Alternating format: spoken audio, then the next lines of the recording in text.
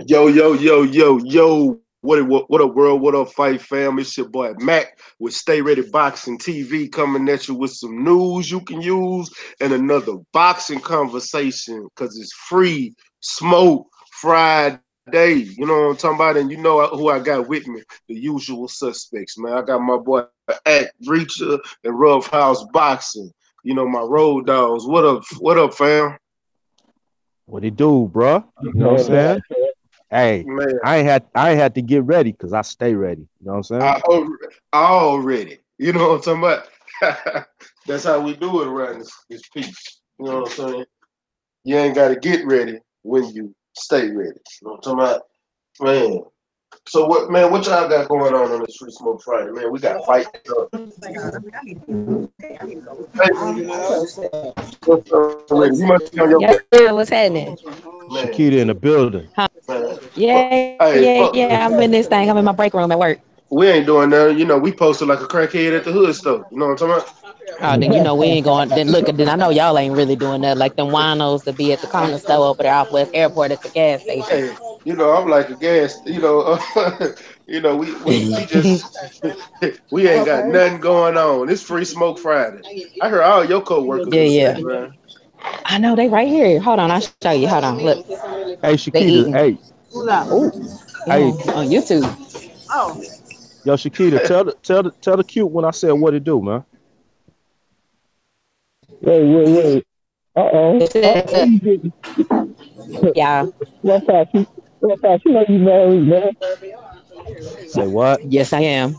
Yes, You I know, am. hey, I got a question. You know, when crackheads always come up and give you some damn, they always give you some a compliment, and then when you say something back, they be like, hey, young buck, now you saying something. No, Oh look, what the fuck do or they? look, or they look down. They look down at their feet like you said something down there. Yeah, yeah, for real. I'm probably rolled through the hood today. I go through it every day, going to work and coming to work.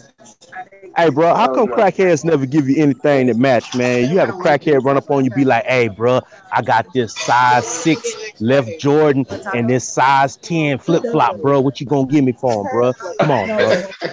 Hey, that's better than me down here. I literally had a crackhead pull up. Had a crackhead pull up on me on a bicycle, pulling a red wagon with a AC unit in it, trying to sell it to me for $50. A Look, I'm window telling you, I unit. see one with a TV on his back, walking. Not even just that. They impervious to pain. Hey, you sound muffled. Oh my fault. You Yeah, understand? you sound real muffled, man. They impervious to pain, bro. I remember I seen a little refrigerator fall on the crack at once. You know what I'm saying? They got right back up. I'm like, Dad, where does this strength come from? You know, kind of like Tyson Fury. You know, when he got hit with Damn. them bombs. You gotta fix that mic, Yo, champ. Act, are you on a Bluetooth headset?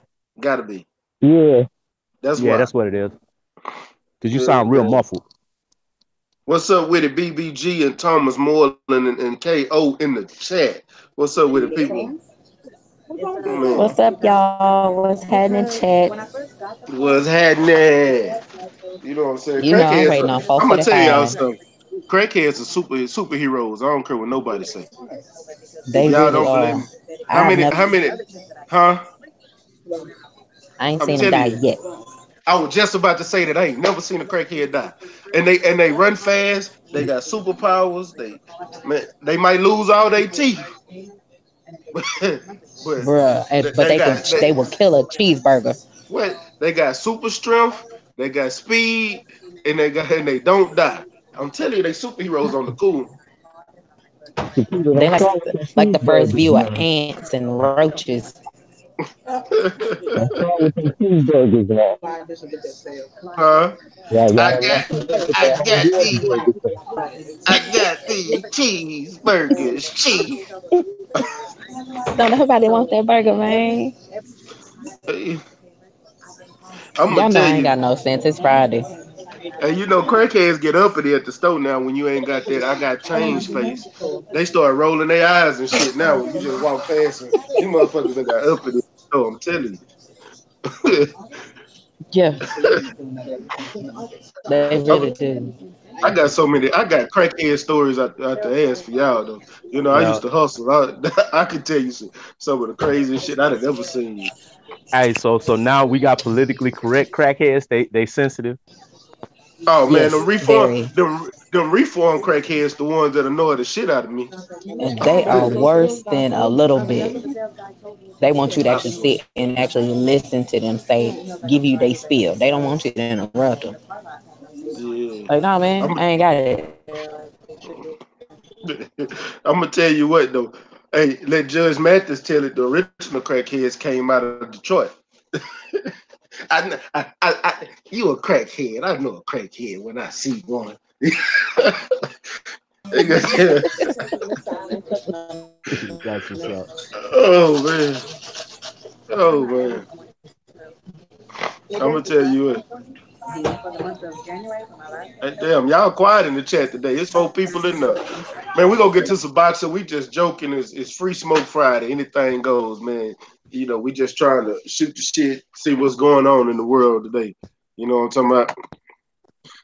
Yeah. Hey, check it out, man. Hey, did you hear there's word around the house is Dillian White and ah dang it, Klitschko. They talking about possibly doing something. Man, why does people want to beat up on old men, man? What's Hey, the I ain't point? bro, I ain't I gonna think front, man. If the I'm if gonna the tell. I was just gonna say the only thing that I'm gonna say. This is one old man you don't want to smoke with. real talk, I was gonna say if the Klitschko that fought Joshua shows up to fight Dillian White gets starched in 5. I don't think that Klitschko. I mean, I don't think Klitschko even really trained for Joshua because he seen how robotic Joshua was. That's why he didn't really just go in there and have to train like he really wanted to. He didn't train for Joshua or he didn't train for Fury. But that's the best he looked in his life was against AJ. Because he actually came forward and wasn't trying not to get hit Yeah, and throwing pity pat punches the whole fight. He actually was hitting that dude. He wasn't real trying to talk. tire his opponent out. He seen somebody that's robotic, that's stiff, no head movement. He came in there and started throwing bombs, connecting, Yeah. ping, ping, ping, ping, ping. How, And he it, caught that dude. Because think about this: if it went to decision, who won that fight? uh, between Klitschko. Klitschko and AJ, Yeah, I would say Klitschko. I would say Klitschko too, Yeah. especially after that drop. Yep. I'm just saying. Yeah, man. And truth be told, yeah, AJ put him down, man. But he didn't put him down with the vibranium, with the infinity gauntlet. You know, he jumped on him with a barrage of punches, and the ref Yeah, was like, no, no, no, that's enough, you know. So yeah, yeah. they always do that. There you go, Ed. Got the Scully on.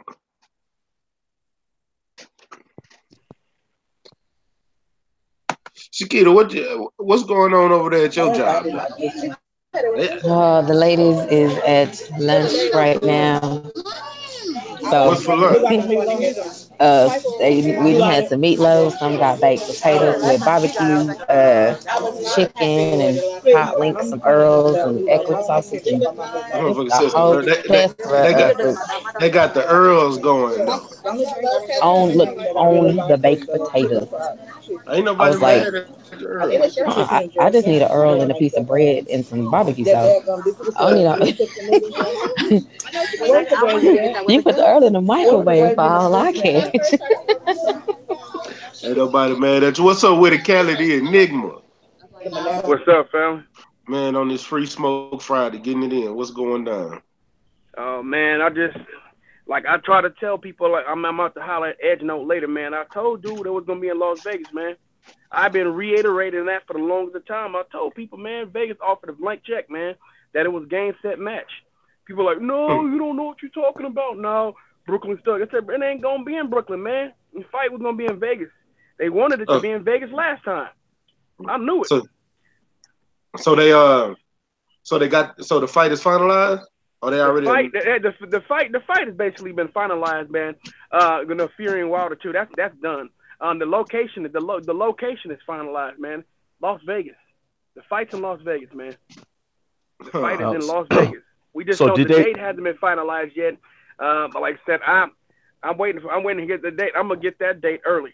I'm gonna get the date early. I know that for a fact. I'm gonna get the date early because I'm gonna book my hotel and my flight in advance. Yeah, you better go. I might have to my goddamn self. Yeah. El Cali, man, was there like a site bid, from different venues, or was it just Vegas flexed their muscles and was like, nah, man, Vegas we got flexed this? Their muscle, man. I'm gonna tell you that right now. That thing was over. Everybody wanted it. Everybody wanted it, but it was always gonna be in Vegas. I mean, I know that Al Heyman never wanted that fight there the first time, man, in Vegas. Vegas just didn't have the date, didn't have no date. Whereas LA came with the muscle and let everybody know I'm happy to staying on the West Coast. You know what I'm saying? That's where I'm from, man. So, man, I'm looking forward to getting out there, getting a flight out there. I'm looking forward to making some moves myself. To be honest with you, and we're gonna see what's gonna happen if I'm still gonna stay in the northern part of the state, or I'm gonna move down to the southern part of the state. Oh, I thought you were gonna say you moving down to the south. Come on, yeah, come on down this way. No, I'm not talking about the south. I'm talking about Southern California. If I do move, brother. It never rains. I'm a Cali kid, brother. I'm a California. Yeah, I'm a Cali kid, man. I love my state, man. I respect Texas. You know what I'm saying? My roots are I got deep Texas roots, as you already know. You know what I'm saying? My Texas roots are real. We still got to have our conversation to find out if we can help. I know. I know. Because my Texas roots is deep. My bloodlines run to the state of Texas all the way. Because I do got family in Cali, but they in LA and shit. Right. Yeah, I got family down there. I got a ton of family all throughout Texas, man. South and then the west, south, and the north. LA, it's LA and San Diego on my family. So. Yeah, I got family in LA too. I got first cousins in LA. I don't know about first cousins. I just know they family. I only met a few of them. I got several family down in LA, man. So my best friend lives in San Diego. So man, like I said, I stay in Southern California, man, on a regular basis, man. I'm always in SoCal. And I said I enjoy being in SoCal on a regular basis. But ain't no guarantee I'm moving to LA. It's food for thought. It's something that I wanted to do though. I considered moving down there a while ago, man. If I go, maybe Inglewood or something. We'll see what happens. But you know what I'm saying? I'm looking into it. Don't mean that I'm gonna do it, but that's why I'd rather leave right now in SoCal. Kind of a nice little change, you know what I'm saying? Instead of just always going there all the time. I can always come back up north. It's not that long of a drive to get back up north. You know what I'm saying? I can always drive up north, fly up north. I got multiple options to get back up to the northern side of California, man. But you know, at the end of the day, I mean, Southern California way cheaper than Northern California too, man. I mean, it ain't. I mean, yeah. Well, it depends on where you at because I know my kinfolk. Nah, the Bay Area is just more expensive than LA. Oh no, I ain't talking about LA. I'm talking about it's areas in that's down there by San Diego, like close to the border. And my cousin staying. He'd been trying to get me to move out there for years, and he telling me it's cheaper than Texas. I'm like, man, that's hard. That's hard for me to believe. He said he not lying. No, there's parts of California that's cheaper than Texas. Yeah, he was telling me. Like Fresno. I forgot I forgot the city he stay in. He told me it's like he like a mile from the border. He said he goes to Mexico to Tijuana like on a regular basis, and he go extra food. That would be cheaper, man. But there's different parts of the state that are extremely cheap. Specifically, though, the big metropolitan areas aren't going to be cheap. They're not cheaper than Texas. Not even close. They're extremely expensive. Matter of fact, most of the cities, especially most of the areas, LA County, San Diego County, San Francisco, you know, Oakland, Alameda County, stuff like that, Contra Costa County. Some places, man, they're well above the national average when it comes to housing prices. Way above it. Not even close. Not even close. I saw the national housing prices, and I look at those, and like, yeah, we can't even compete with y'all, man, when it comes to affordability. And we can't. We can't even compete. It's just way over the national average. I mean, you want to live in Santa Monica. I mean, I saw a cheap rent. If to rent an apartment in Santa Monica to be cheap, it's gonna be about $3,500. If you want to look for a cheap apartment. Man, that's crazy. Yeah, I'm telling you, man. Yeah, man.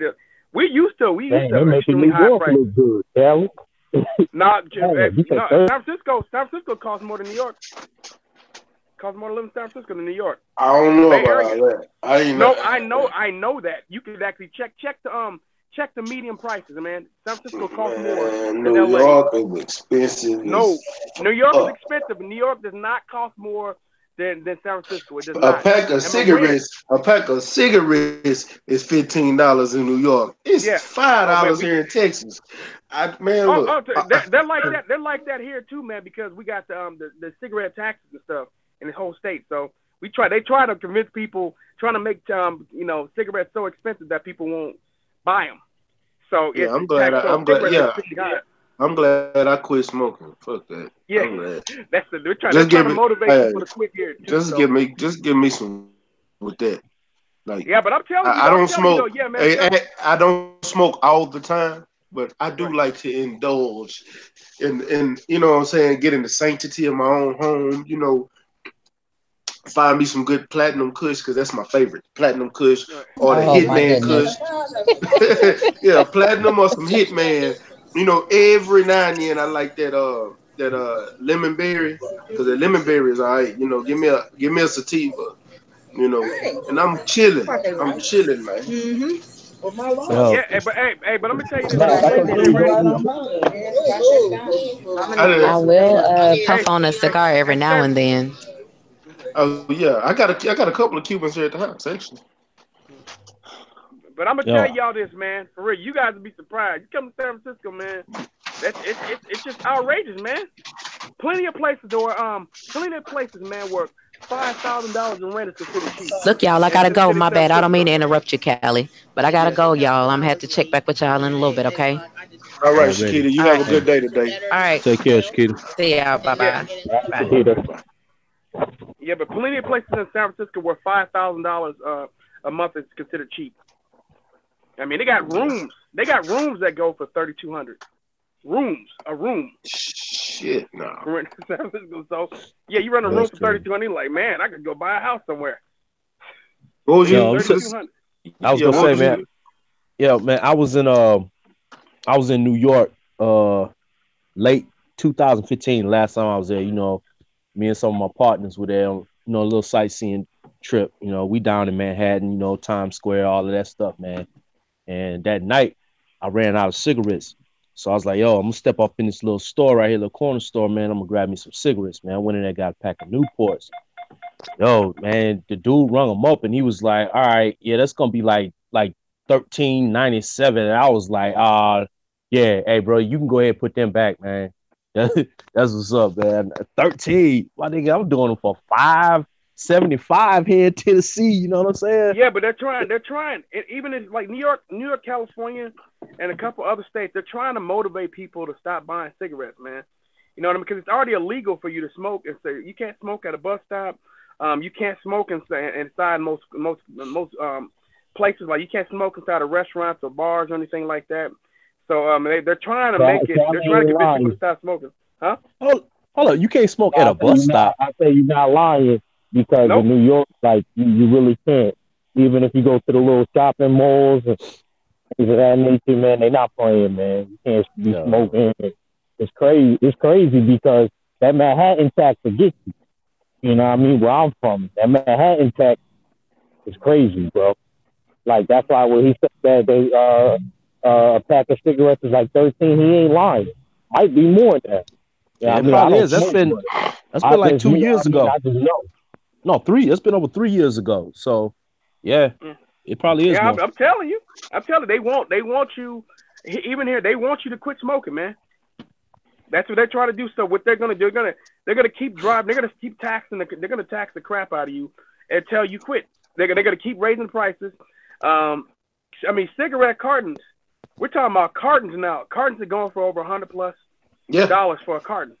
So like $150 or something like that up there, I believe. It's like $150 or something like that now. Man, for that's a carton. Crazy. It's cheap. It's cheaper to smoke crack than it is cigarettes. Damn. That's you know what? Hey, you ain't bullshitting, bro. Real I talk. ain't even think of it like that. That's why I don't smoke no more. I'm glad I quit, dog, because Damn. it's not worth it. You killing yourself and going broke doing it. Yeah, I'm gonna quit one Think about day. nah, fuck that. Wait, Let me tell you Mac, something. Mac, Huh? who is good for you? Huh? What'd you I said, say? soup is good for you. It's better for you than. I can't hear you, bro. You muffled like a motherfucker. It's Oh the my God. Bluetooth joints. You Yeah, hear it's me? that Bluetooth. Yeah, not really. It's I, that. But no, hold on. I'm about to get at the crib. I'm gonna tell you exactly what it sounds like. It sounds like you got a cotton towel over your mouth and trying to think. Hey man, can you? This is exactly what you sound like right here. Okay, this is exactly what you sound like. I, Yep. I I don't know ain't if you can hear bullshit. me, but I was saying is hookah better than smoking? Actually, none of it's good. But with hookah, you don't have the nicotine. And the Um, tar. yeah, you don't. It's no tar, Yeah. but you're still putting damage on your lungs. But the problem is, the reason I do Yeah, hookah more is that's what I because was asking. Yeah, that's what I was yeah, asking. because you're inhaling heat for one. But it's like all it Yeah, is all you really my burning. girl love that shit, man. Yeah, all you really burning is molasses. When I know how to make it, my is molasses. The shisha is like a molasses. It is it depends because you can get nitroglycerin, molasses, and like you can do fruit. Because I did some cantaloupe one time. This and got to that's how I end up knowing how to make it because it was cantaloupe. You get some chop up some cantaloupe, some fruit, put some molasses, some nitroglycerin on it, let it sit for a little bit, and you put it in your little shisha bowl, put the coals on it, and start smoking. That's it. Yo, you gonna have some Stay Ready hookah mix? I can do it. You know what I'm saying? I don't think I won't. Me and my brother was actually trying to come up with some shit, and we thought about doing that shit for real. But it ain't no everybody want to get that buzz, so it's kind of hard to sell the healthy shit with the hookahs. Yeah. I'm be honest with you, man. If you was out here in New York, Dominican chick, man, they love that, man. My girl and her friends, they love that. I can't stand that shit, but they love it. You know what I'm saying? So Yeah, man, they literally got like hookah bars, I like love out of hookah here. bars. I ain't gonna lie to you. I love that shit. Now you would fit right in, yo, Mac. You would fit in right in out here. I'm telling you, What's man. up with it? What's up with it, Dominican chick, Fred Thomas? Scrapbook boxing in the building.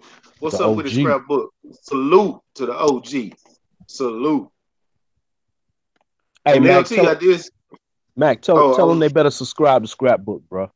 Oh yeah, goddamn right. If you subscribe to me or you even on this chat, y'all need to be subscribed to Scrapbook Boxing, the OG, and go get a history lesson in the sport of boxing. Because I guarantee you, he gonna tell you something that you did not know.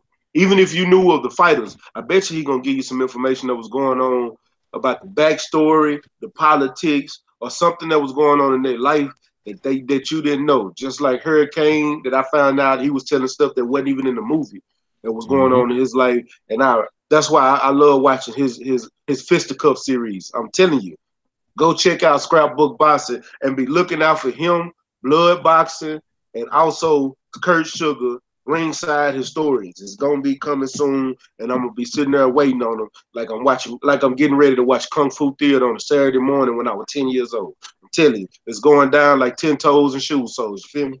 So go check them out ASAP, bro. Go subscribe to Scrapbook Boxing right now. Do it right now.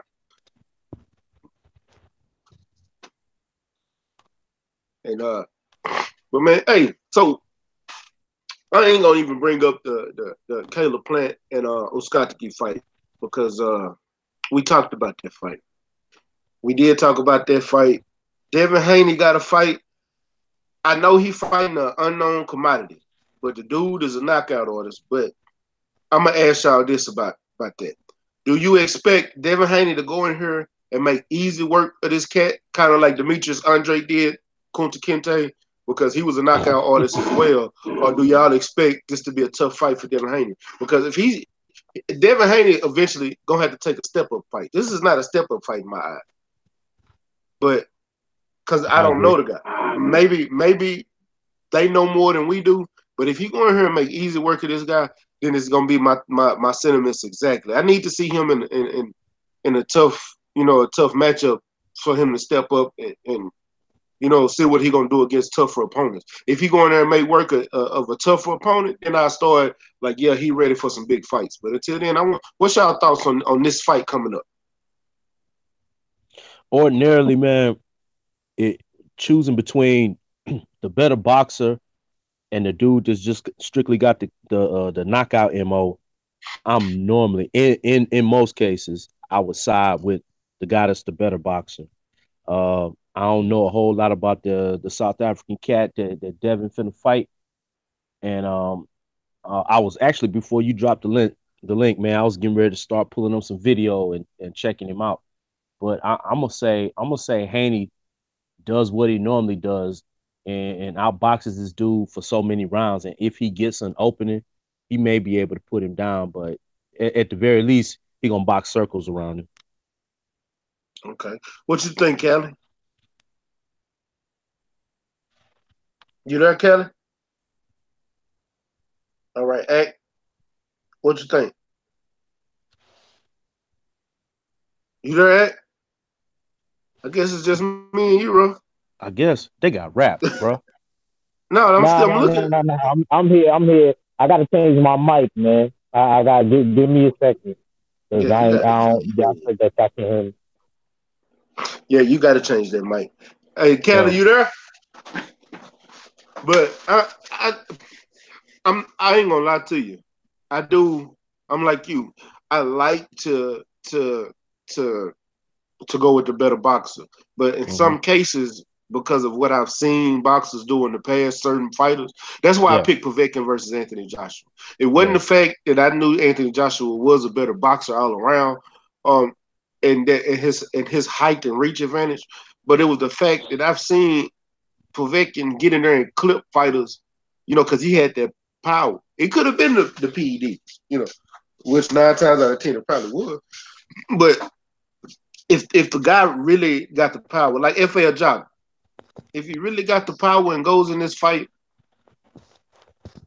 because how often do you see knockout artists at 135? You don't see it like that, right? No. So for him to be knocking people out the way he is, it kind of, if he goes in here and does great against Devin Haney, then we got something to worry about. But Hmm. I think Devin is gonna make easy work of this cat. Like I really do. Like I don't think this is a step up fight at all. And if he if he got championship ambitions, he needs to step it up and he really needs to step it up Yeah. and get some And work. then and then uh whoever the cat is, the South African cat, man, I highly doubt that any of the competition that he faced has had the boxing acumen and ability and gifts as a Devin Haney. So I think this is a step up fight for the African cat. I mean, I can't say Facts. that with 100% certainty because I don't know who he's fought, but I would venture to say none of them have been as gifted and skilled as Devin Haney. Facts. None of them has. And Devin Haney is a real skillful fighter. I like that dude. I really do. And I think he's going to be something special if, only if he continues to show improvement and stop showboating the way he do. And don't get me wrong, I don't mind fighters that showboat. I like that shit. I love that shit. Make me want to watch the fight. But it's certain things when they showboat that that leave themselves open to get hurt. You know what I mean? Admiring punches is one of them. I can't stand a fighter that do that. I don't care what nobody says. I hate that shit with a passion. Because you leave yourself open. You admiring your punches and you could have went ahead and got your fighter out of there. And then all of a sudden you wonder why you lose a fight. You know? Well, you sitting there and you could have got him out of there because you didn't hit him. And now you're like, yeah, you see that shit? You see that? Now you back on it. No, go ahead and get him out of there. And you can admire how you whooped his ass. you know. All right, I'm But ready now. all right, now what you think about this fight with Devin Haney? I think, if he's talking about how he wants to be a contender, You know, bro, is you got to step on the gas pedal now. I feel that way about a lot of dudes. He not the only one, but we talking about him right now, so I'm gonna just stay on Devin Haney. Like I think Devin Haney, he need to step it up in competition. Just because he got mad at the Teofimo comment and he said that he doesn't care about prospect of the year because he's a contender because of the amount of fights that he had. So if you a contender, let's start taking these contender steps. Yeah, we need you to take. I want to see you take step up fight, real step up fights, so you I can wouldn't get even. some. I would even give him credit if he was to fight Teofimo right now. I would. Now I Why said I wouldn't you give him would. credit? Oh, I thought you said you wouldn't. I was gonna say Nah, I would. shit. That would be one hell of a step up fight. But the problem with that is Teofimo is a real knockout artist. I ain't talking about this cat that's stepping up from Africa. Teofimo got power, like real live. To be honest with you, his frame, Teofimo got the frame to be a 147 pounder, but he's making the weight at 135. But he looked like he should be in a bigger weight class in my eyes. Do y'all Nah, see you're that? right about that. And he the only dude that throws a gazelle hook. Like Floyd Patterson. This dude leap off the ground and try to hit you with a left hook. Yeah, man, Teofimo look. killing me, man. But yeah, man. Or if we ain't gonna take that route, just somebody in more that's closer to title contingency. You know what I mean? I see he fought Mason Menard and then Teofimo fought Mason Menard, and you see the different results right there. I was just like, Devin Haney, to me, he doesn't push the gas pedal. He don't push. You know what I mean? He'll paint you with jabs and stuff. He'll box beautifully, but I That's don't know. what.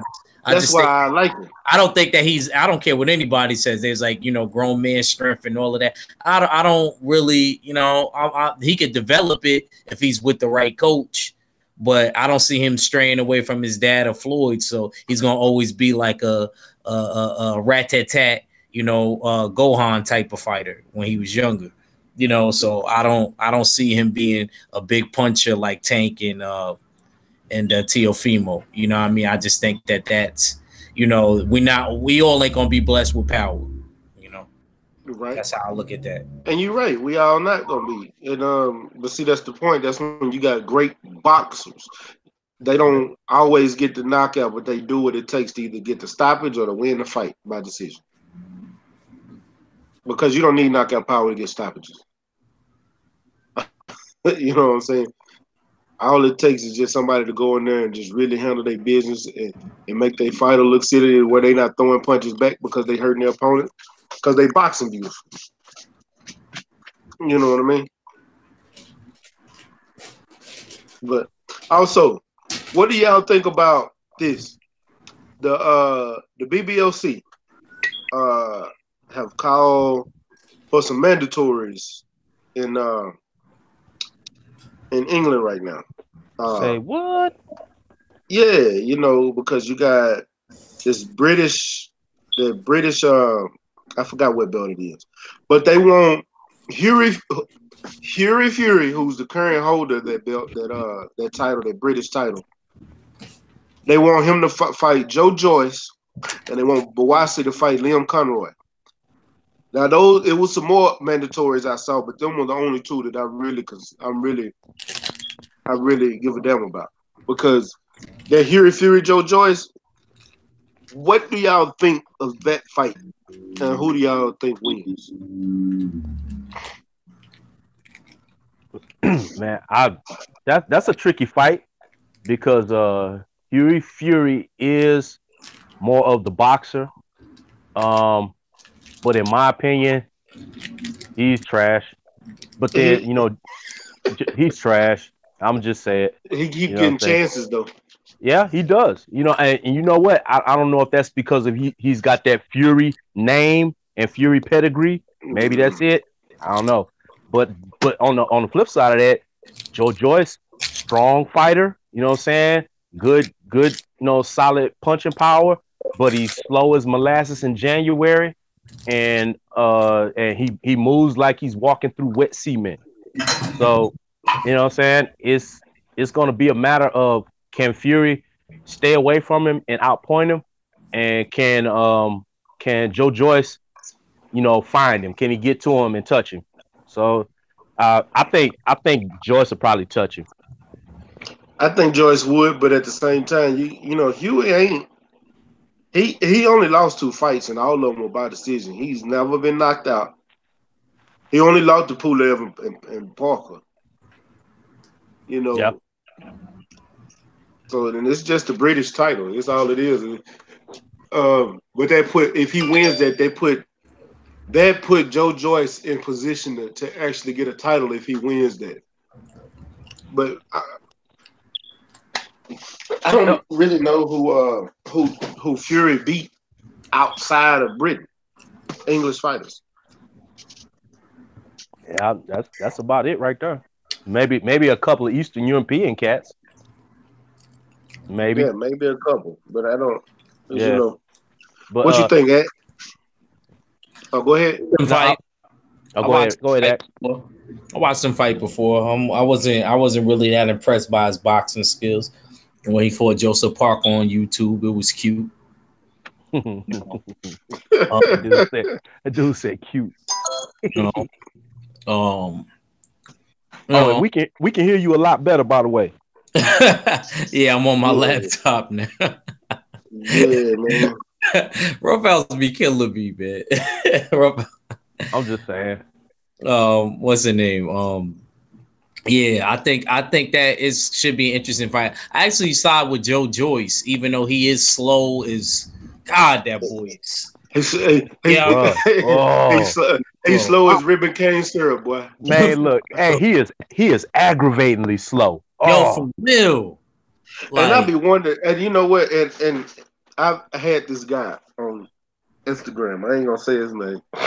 He cool kid, but that's one of the questions. He always randomly asks me, "What do I think of Joe Joyce?" And he thinks Joe Joyce can beat Luis Ortiz, or and he think he can clip Deontay Wilder. But I'm like, dude, he is way too slow. By the time he throw one punch, he gonna get hit by 3. Yep. From any one of those guys. Like him and Ortiz would be that would be the perfect fight for Ortiz, because every time you swing, Ortiz would counter you so easily. Easily. Yep. Yeah. Hey, you can go ahead and say it, man. That was Battle Rifle you was talking about, wasn't it? No, I'm talking. There was not Battle Rifle. Hey, Battle Rifle is not from England. Oh, okay. Hey, shout out to the homie Battle Rifle. Hey, shout out to Marlowe's Corner. Yeah, I see you in the chat, my brother. Man, y'all go check out Marlowe's Corner, man. They have great shows. Great shows. I'm telling you, when they do fights, those fight shows are great. Another thing when he does his the show, the trivia shows that he have, man, I'm gonna have to get with you, Marlo, on them trivia shows, because I don't never say nothing. I just listen, because I ain't gonna get caught giving the wrong answer, because you be asking some hard ass questions. Hey, but it be some good knowledge when I be listening to your shows, man. Y'all go subscribe to Marlowe's Corner, man. Real talk. Yo, that's my block family right there. You know what I'm saying? You got the house. Then you got Marlo and Trey X, holding down the corner. You got a legendary Top Cats holding down the trap. Main Boxing Biker holding down the strip. You know what I'm saying? And then BFTB, he got the graveyard way back in the back. You know what I'm saying? I guess I can come through and just be the hit man, because y'all know I stay ready. You know already. You know what I'm saying? Yo, let me make a comment real quick, Mac. First of all, Battle Rifle, I ain't gonna get cursed, man. I got permanently good luck, man. First of all, he said because I took Sugar Ray Robinson picture down, I'm gonna be cursed. Yeah, right. Yo.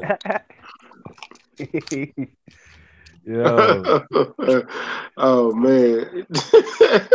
And what Battle Rifle talking about? You on probation now, Roughhouse? Did he say that? He said, I heard that Roughhouse, you on probation now. Why? Because the cruiserweights, them boys done put a petition against me, haven't they? They trying to get me, man. Who's that? It ain't my fault. Oh, Emmanuel Dio Where's the odd fella at? I don't know. You know what I'm saying? I shot him a link earlier. I ain't seen him. I don't know where yet. He probably at work, bro. That's all I'm gonna say. I think of a number of No, cats. he said but Battle Rifle say he joking. I know. Oh yeah. Oh yeah. I'm joking too, Yeah. Battle Rifle. Hey, but back to the Joe Joyce thing, bro. Yeah. Y'all educate me if I'm wrong, but isn't that dude over 30 years Yeah. old? He 32. And he got 6 less fights. than 6 fights? Yeah. Man, boy, you Yeah, talk they about pushed him a fast. late start. Good Lord. But I'm gonna say three things. One, he got hold on. This is a detriment to his whole career. He got disabled Sanchez in his corner. Not Yeah. able Sanchez is gonna get his ass knocked the fuck out.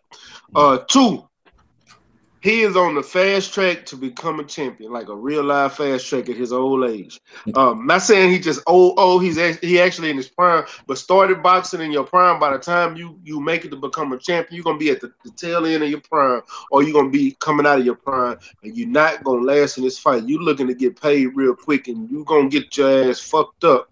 Fucking with one of these top fighters, because if you go into a fight with Anthony Joshua, Luis Ortiz, Tyson, hell, fuck that. I'm not even gonna name the four horsemen. If you go into a fight with Dillian White, I think Dillian White, I think Chisora, if Chisora go in there and box you like he did Dillian White, he beats you. Yeah. As long as the British refs stay out of it, he beats you.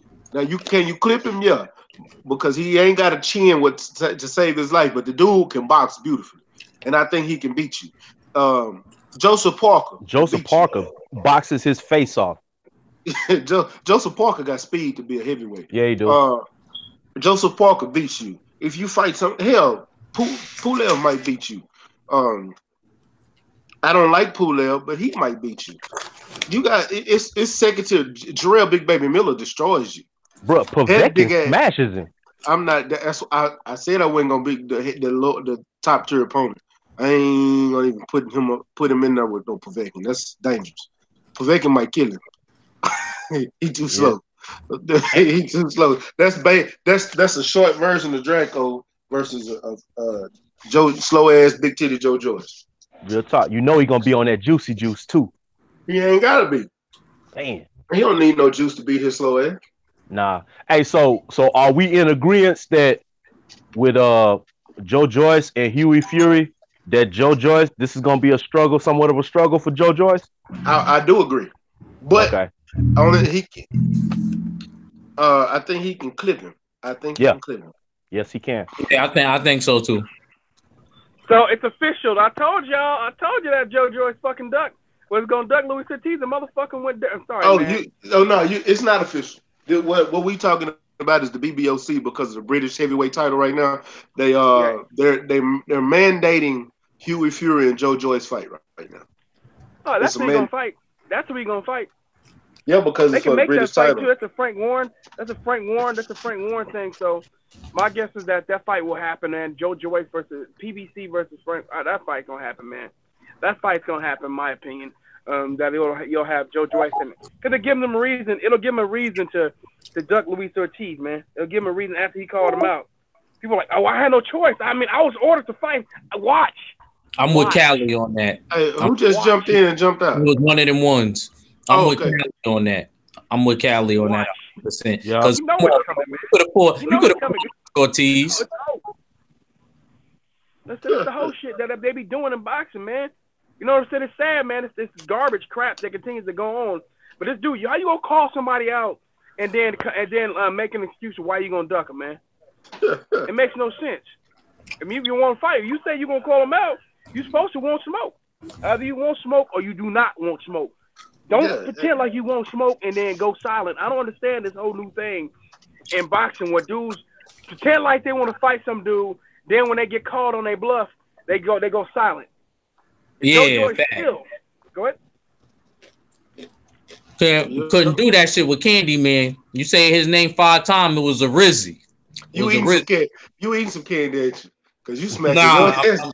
Actually I'm eating, the oatmeal that be in the bag.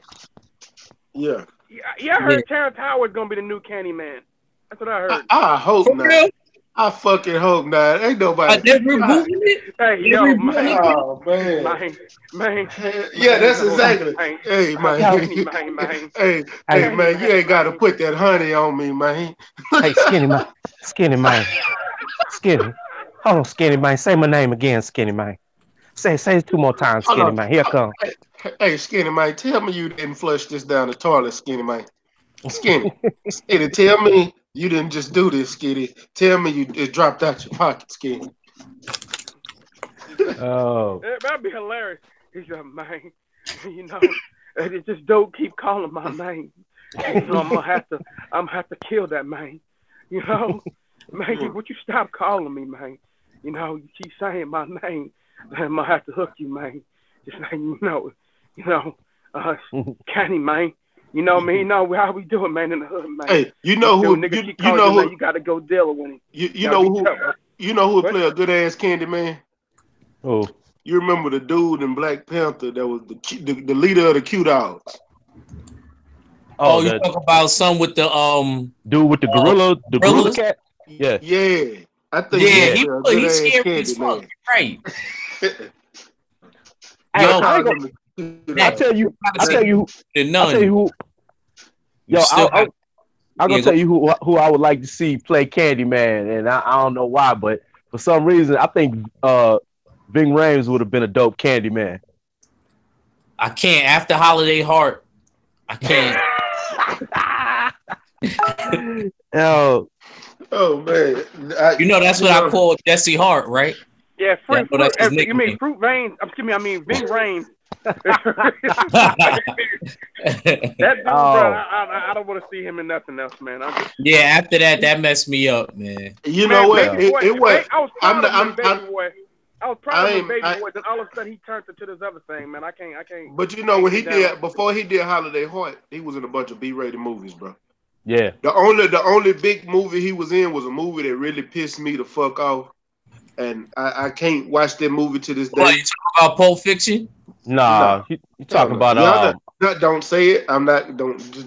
Because that movie, like, really. Do you know? I'm gonna be honest with y'all. I actually had started a riot at school after watching that movie. Yo, So don't. yeah. I do I know what not he's like talking that about. movie. Yeah, I do not like that movie, bro. Yeah. That shit piss. That shit aggravated me worse than Roots. That movie aggravated me worse than Roots. And I haven't watched that movie since. That boy Ving, man, he's sick. He got in on that Tom Cruise money with the Mission Impossible franchise. That dude chilling, man. Yeah, he chilling. Hey, matter of fact, the dude that played Nat Turner in a that would be a good ass Candy man. Yeah. Yeah. Perfect. Look just like the old one. Yeah. You do favors. Hey, speaking of acting and shit, man. Think about this, man. If I don't care if I ain't gotta touch you. If I gotta get out of the bed with a man butt naked, nope. If I gotta kiss a dude, nope. If I gotta give a massage from a dude, nope.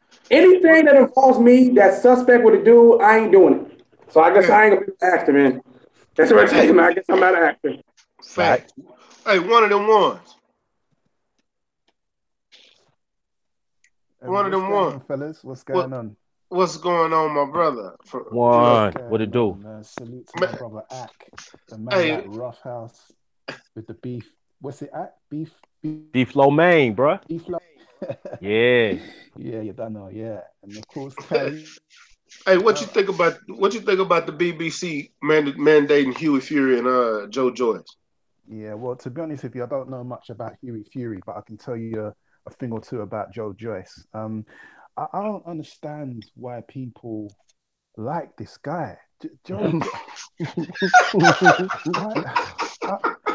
Tell him how you really feel, Juan. I don't even know where to start. Joe Joyce is not even an entity in the heavyweight division. Okay, look, so what is he? 33 or something like that? He's 33, he's got 6 fights, no amateur background. Not that an amateur background is an absolute necessity or mandatory requirement for being a successful boxer, especially in the heavyweight division. But having an amateur background just shows that you've got experience, just experience of utilizing your skills. That's all. I know my man At's going to jump on me. But Joe Joyce, listen, man. Joe Joyce is a sitting duck for any A class or B class fighter in the heavyweight division. Of course, Wilder will knock him out within the first 30 seconds. AJ, Fury, White, Titty Boy Miller, any one of these guys will start him. He had the audacity to call out Luis Ortiz, and as my man Cali said, it's been radio silence when Ortiz said, "What? Much obliged." It's been radio silence. You understand? Joe Joyce, I don't like him at all. Have you guys actually seen him fight? This guy fights like a lamppost. He's got that typical upright British stuff. No upper body movement, no head movement, no nothing. He's a sitting duck for anyone. For anyone. I mean, what's the fight against Usyk? Usyk school. Hey, one, not to cut you off, but you just described Abel Sanchez kind of fighter, man. Yeah. It's not even just Abel Sanchez. It's a lot. It's pretty much all UK fighters. Most UK fighters, 90% of UK fighters. I don't know what it is that we do over here. I don't know why we can't learn from, American trainers and American fighters. It's not rocket science. These guys don't move the head movement. From Frank Brook, actually, I can't say that because Eubank and Nigel Benn, they're a little different still, but. AJ. Anyway, let me stick on the subject of Joe Joyce. Joe Joyce, man, just watch him. Just watch one of his fights. He doesn't move. He's an actual lamppost in the ring. This guy's a sitting duck, man. Who we talking about? Hughie Fury. I haven't even seen Hughie Fury fight, so I can't really comment too much. But I'll tell you now, Hughie Fury, it sounds like he'll knock him out.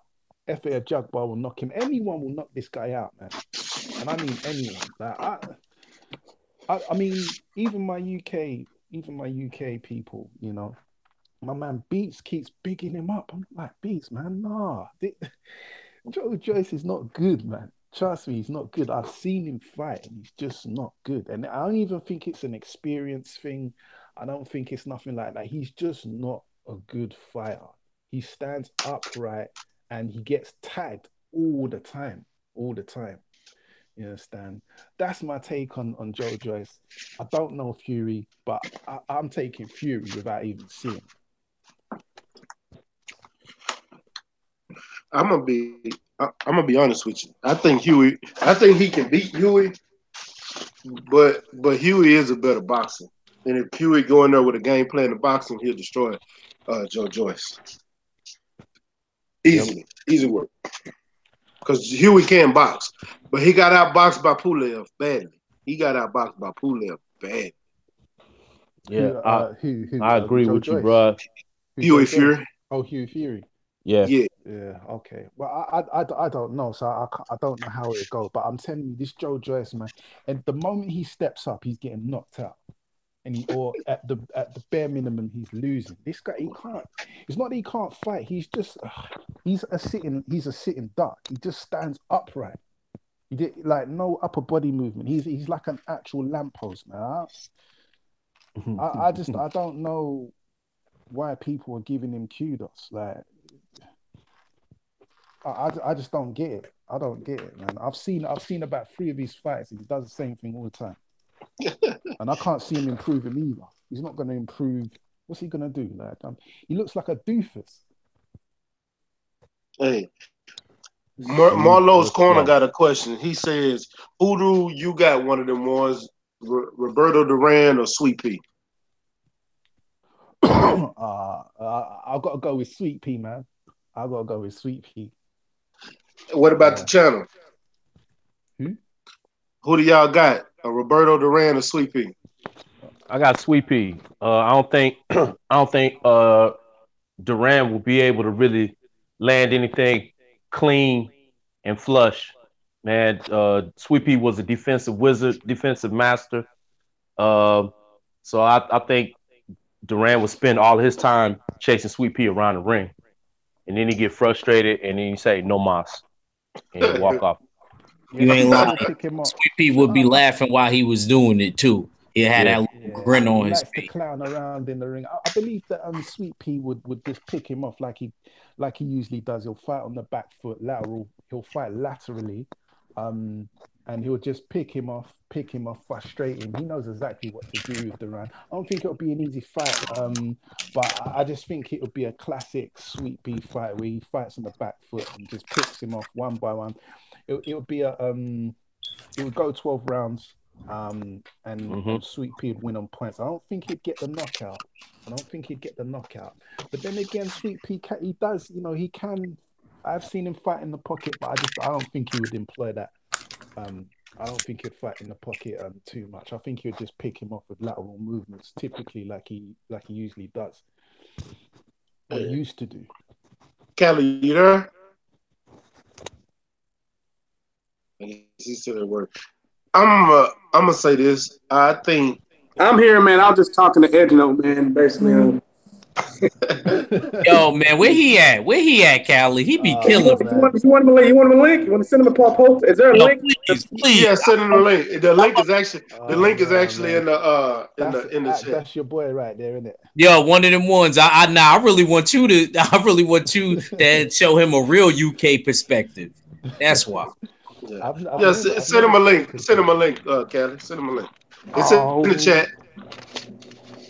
But I'm gonna tell y'all, I think Roberto Duran and Sweet Pea will be a closer fight than y'all expect. I'm not gonna say Sweet Pea. I'm not gonna say Sweet Pea. I'm not gonna say Sweet Pea to dominate it. I actually I think Sweet Pea wins, but I don't think it's an easy fight. I think he wins by majority decision. Yeah. Okay. It's not going to be an I'll easy buy that. fight. No, I don't think so. I'll buy that.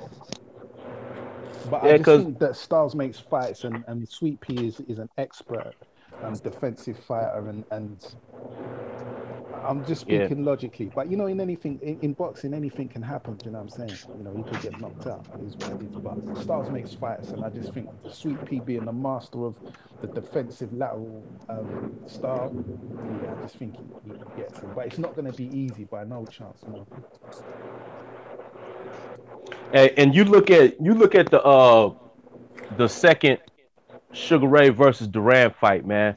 When Sugar Ray was able to really, in the first fight, he wanted to sit there and bang and go toe to toe with Duran, but in that second fight, you know what I'm saying, he stuck and moved. You know what I'm saying, he slipped and he slided and all of that. You know what I'm saying, and he was able to frustrate Duran. I believe that is the type of game plan Sweet Pea would employ on Duran, and it would be pretty much the same outcome. He just outpointed. Yeah. And that's a very valid point, actually. That's it, man. I destroyed that shit the first day that shit came out. What happened? Battle Rifle want a link. No. I sent Battle Rifle a link a long time ago. I don't know why I'm always Battle Rifle gonna start hating me, man.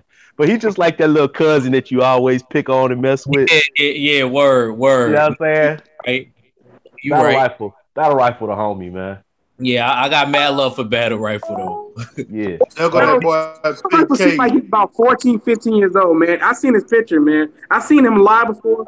He looks younger than 21. I know he's 21, but I swear, dude, look like he's about 13, 14 years old, man. To me, just like a big older kid, man. I mean, he looks like a big young kid, man.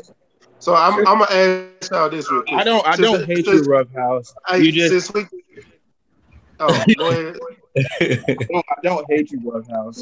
Yeah, I know. You look like a baby, man. Me? You talking about me? I think yeah, Cali. It's about Battle Rifle. Yeah, you look like a baby. I think. You see Battle Rifle. Camera off. You look like a baby. You just asked a genuine I gotta start question. taping my camera. Well, hold on.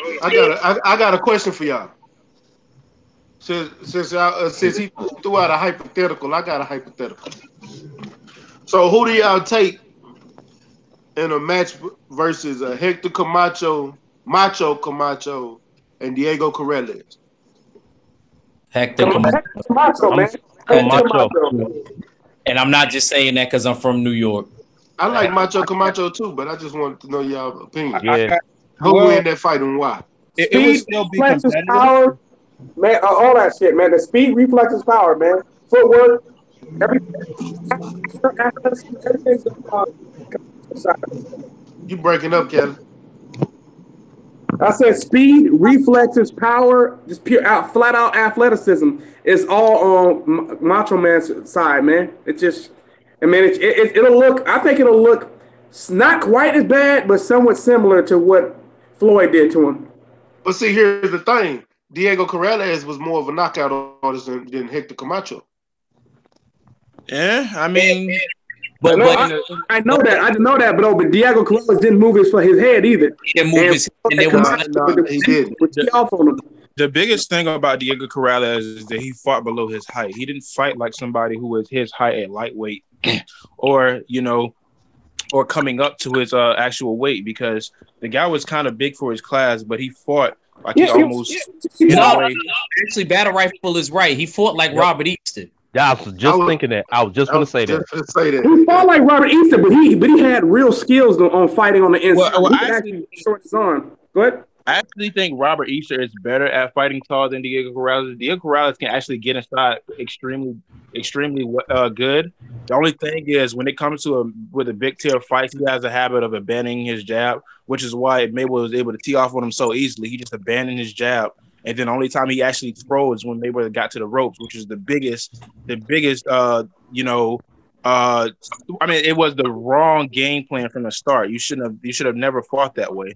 So if you look at his fights with Jose Castillo, you can see Castillo didn't give him as much trouble because he wasn't first, and Canelo was first. Hey, well, piggybacking on that, bro. As far as Robert Easter Jr. goes, man, I think he and Diego Corrales were kind of mirror image of each other, because one of the biggest knocks on Robert Easter Jr. up until the Mikey Garcia fight was that he gives up his height and his length too much. You know what I'm saying? Trying to fight inside with fighters when he should be using his jab and controlling the range. And when he got with what was the new trainer he got with before he went to when he got with Kevin Cunningham, that was the whole thing. Hey, we're going to employ the new style, fighting tall, fighting long. That's what I ain't gonna lie. He had a beautiful jab in that Mikey fight.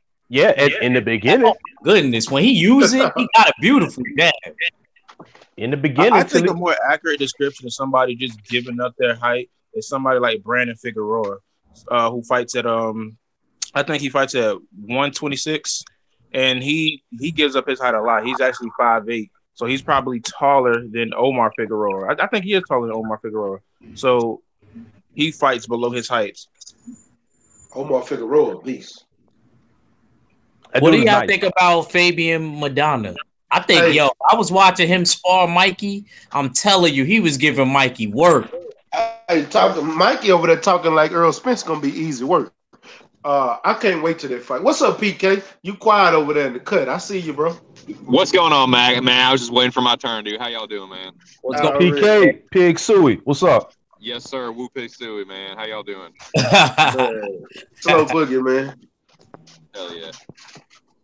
Hell yeah, man! I heard Diego Corrales versus Hector Macho Camacho. I would probably take Macho Camacho in that one, but I've seen more of his fights than Corrales, to be fair. But and Corrales was a motherfucker though. But y'all gotta understand, Corrales. Yeah, he was. Y'all, and like Marlo said, y'all just gotta go look at some more fights than he is besides the Mayweather fight, man. I don't just I looked at the Robert when he stopped Mikey brother. Speaking of Mikey, Robert Garcia. Yeah, when they called him Roberto Garcia back then. Hey, Marlo, when you do that fantasy, man, let me in on it. I want to jump in on that with you. He said he's gonna do a fantasy tournament series.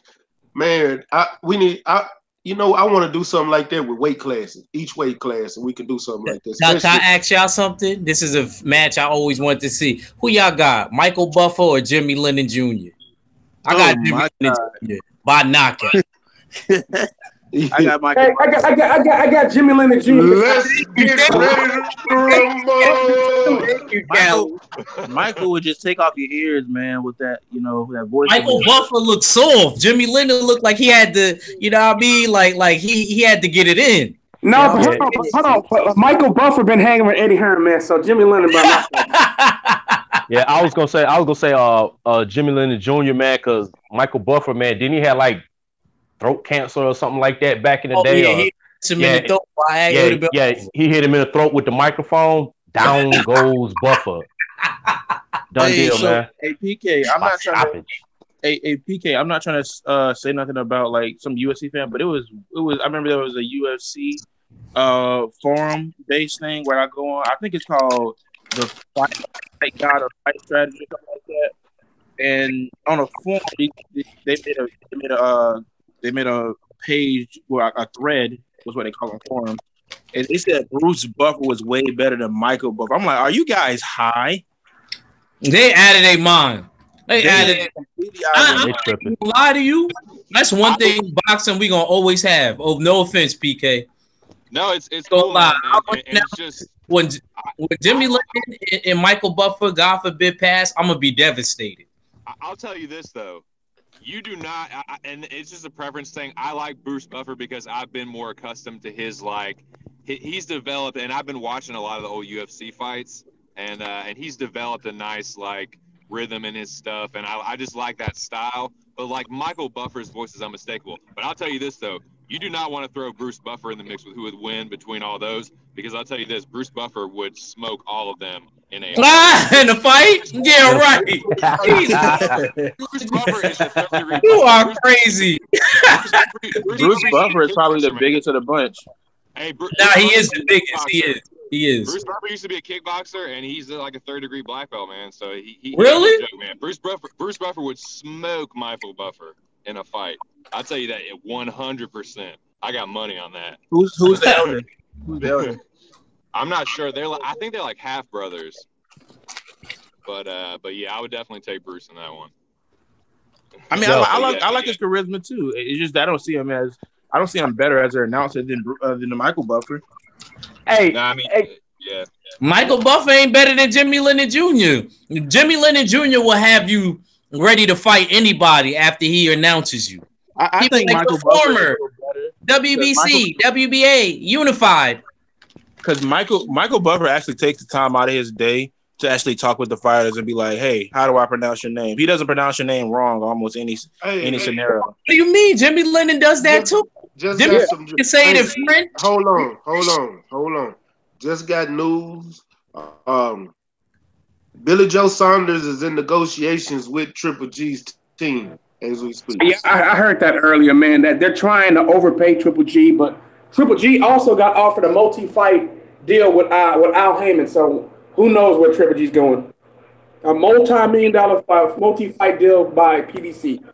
He need to make up his mind already, man. So we can knock him, dust him off, and get him out of here, man. Need to make up his mind. I'm tired of Triple G, man. And if we don't fight Charlo, please, could we get him off the rankings, please? I think he's gonna take that. I think out of those two options, it'd probably be the Billy Joe Saunders fight, because if he signs that multi-fight deal with PBC and Al Heyman, that means he gets thrown into the Shark Tank. You know what I'm saying? That doesn't necessarily mean, because remember. Hey, speaking of signing with PBC, Andy Ruiz just inked an agreement with Al Heyman today. Andy Ruiz, that's my boy right there. He is like the shortest fat dude with the fastest hands I ever seen, bro. Yeah, he is pretty fast, man. Because I know Butterbean's pretty fast, but I think he'll wash Butterbean.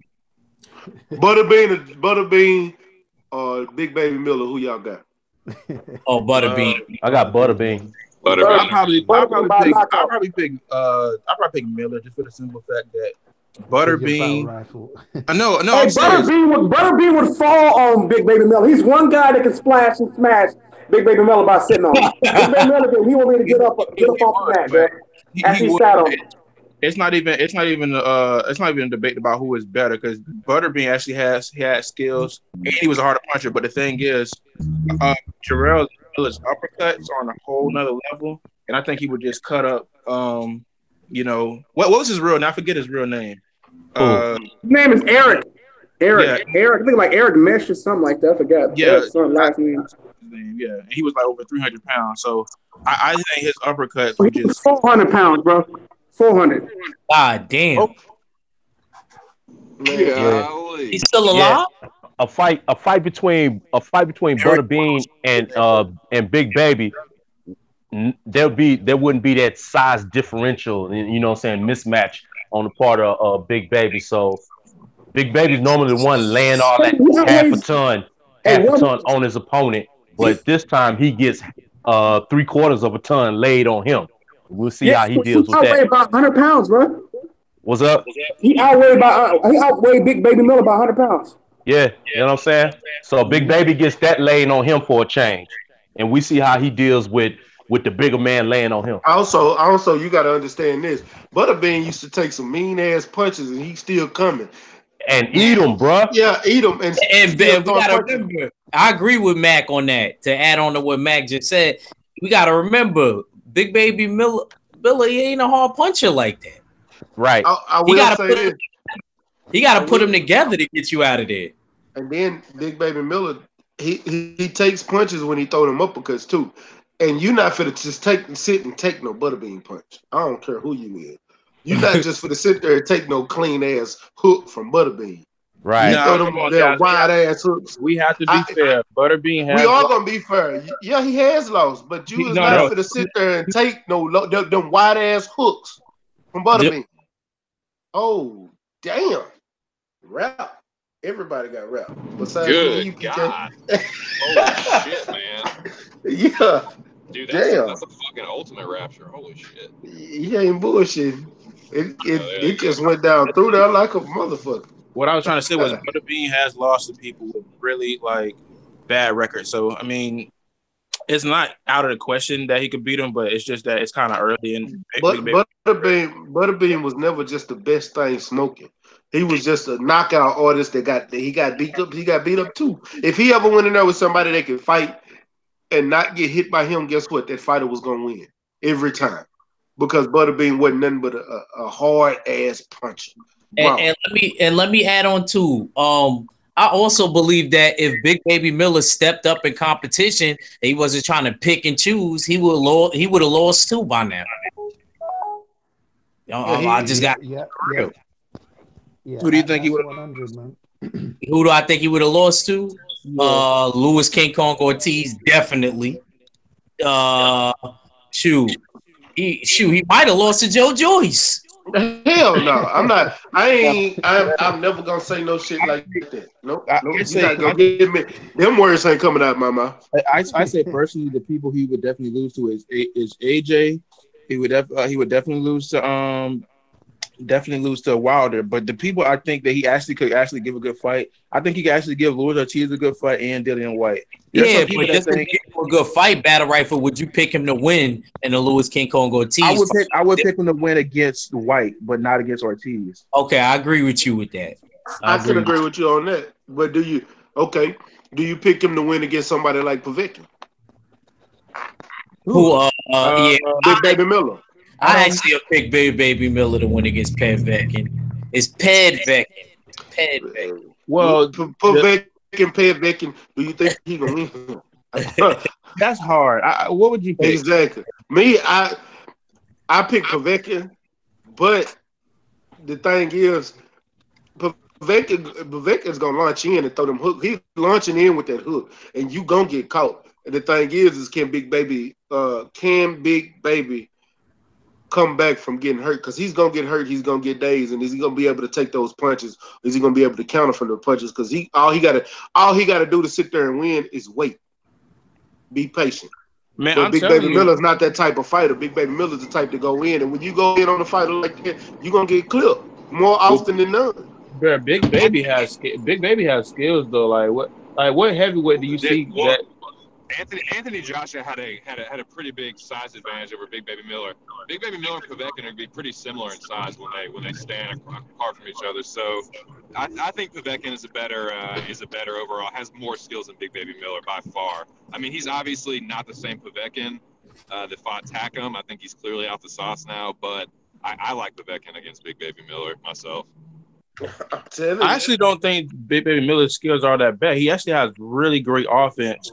You know, his defense is I think it's sloppy as shit. I think his punches.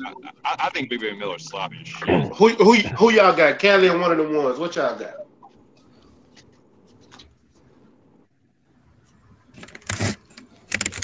Who I got? Who do I have over? Who he said?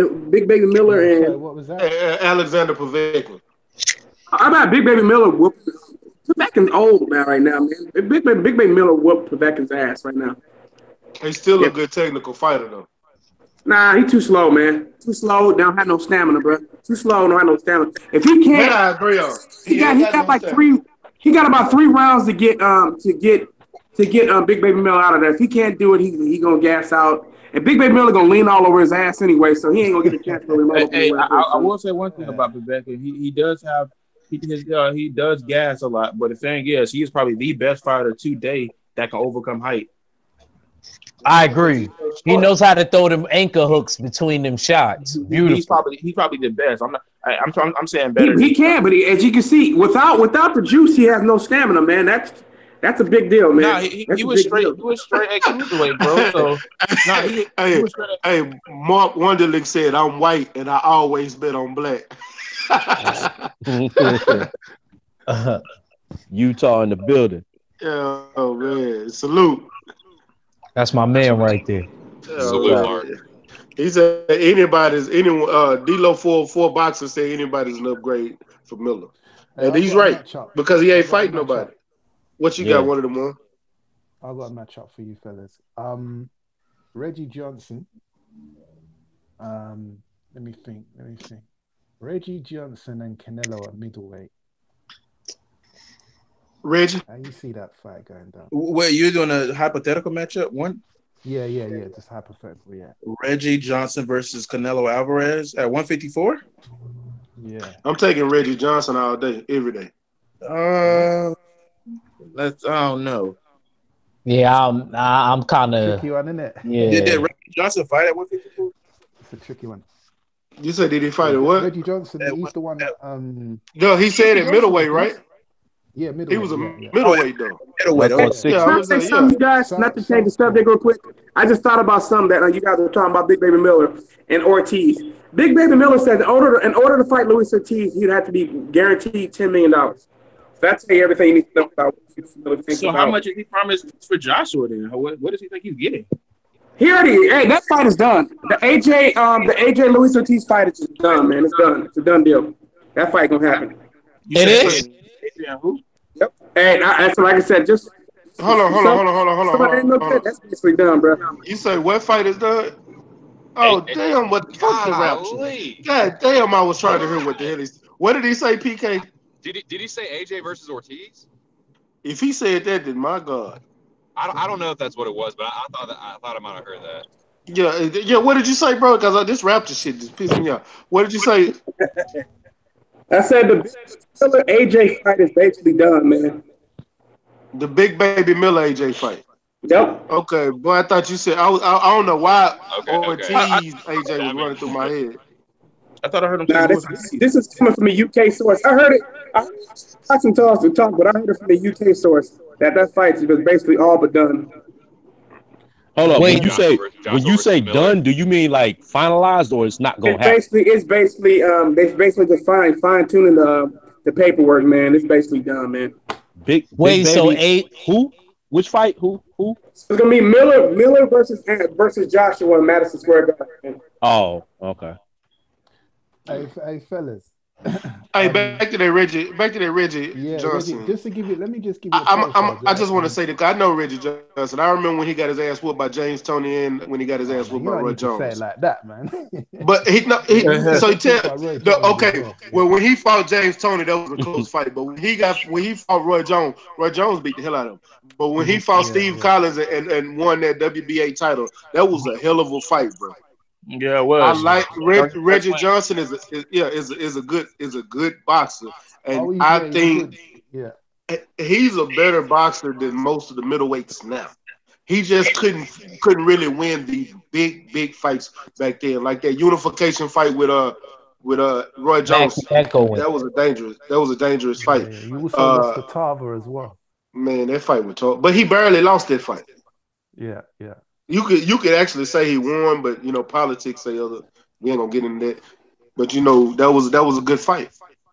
Well, Matt, I don't know. I can't What's actually call up? my own bloody. you're echoing. I'm trying to tell you that. Man, let me tell you something else that was just Hold passed me just a minute ago. So it's the rumor that Wilder Fury there's a chance that they could get moved to June. You know what that's about. I don't know what you say. You breaking up on me, bro. Hello, Hello. Mm, Callie, you there? Yo, I think Cali got wrapped. No, Callie's there. I'm looking at him. Oh, is he? Oh, yeah, he is. on. Yeah, he's on mute. He's on mute though. No, I you bet said he's still talking. somebody was talking to me outside No, my zone. we couldn't hear you. You was breaking up. I was saying that there's a rumor that the fight with Wilder Fury may move to June. Uh, So what that's that what means. We know because the rumor is that Joshua Miller would be in June. So if they do that. That's the squash Joshua Miller. yeah. We already know it's an AJ. They gonna try their best. They gonna try to wait out and wait till Fury and Wilder's announced, and then they'll make a date. They don't want to compete with it. I already know they can't.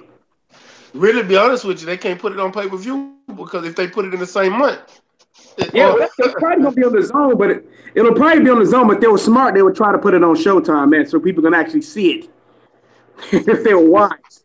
I don't know. Eddie Hearn's probably too much of an idiot to do that. yeah, ain't no too much of it. Eddie Hearn is an idiot. But we ain't gonna put that negativity on the channel today. You know, it's free smoke Friday, and I got a fantasy matchup for y'all right now. But wait, and I think one second. I didn't hear what the panel said about the Reggie Johnson. Oh yeah, Canelo. y'all damn sure did. I wanted to. I think I would go with Reggie Johnson, but it would be a hard fight. But Canelo's record at 160 is only Triple G, so no, I'm sorry, it's Triple G and Cotto. I'm sorry. Okay. Yeah. All right. Me personally. Boy, I can't. I don't know, man. I think it's one of those things you just have to see the fight. I I don't know. I'm leaning on Reggie. I'm leaning on Reggie, but I genuinely don't know how that would go down. That's why I called it because I thought, damn, that's a pretty good matchup. Just wanted to hear, you guys' opinion.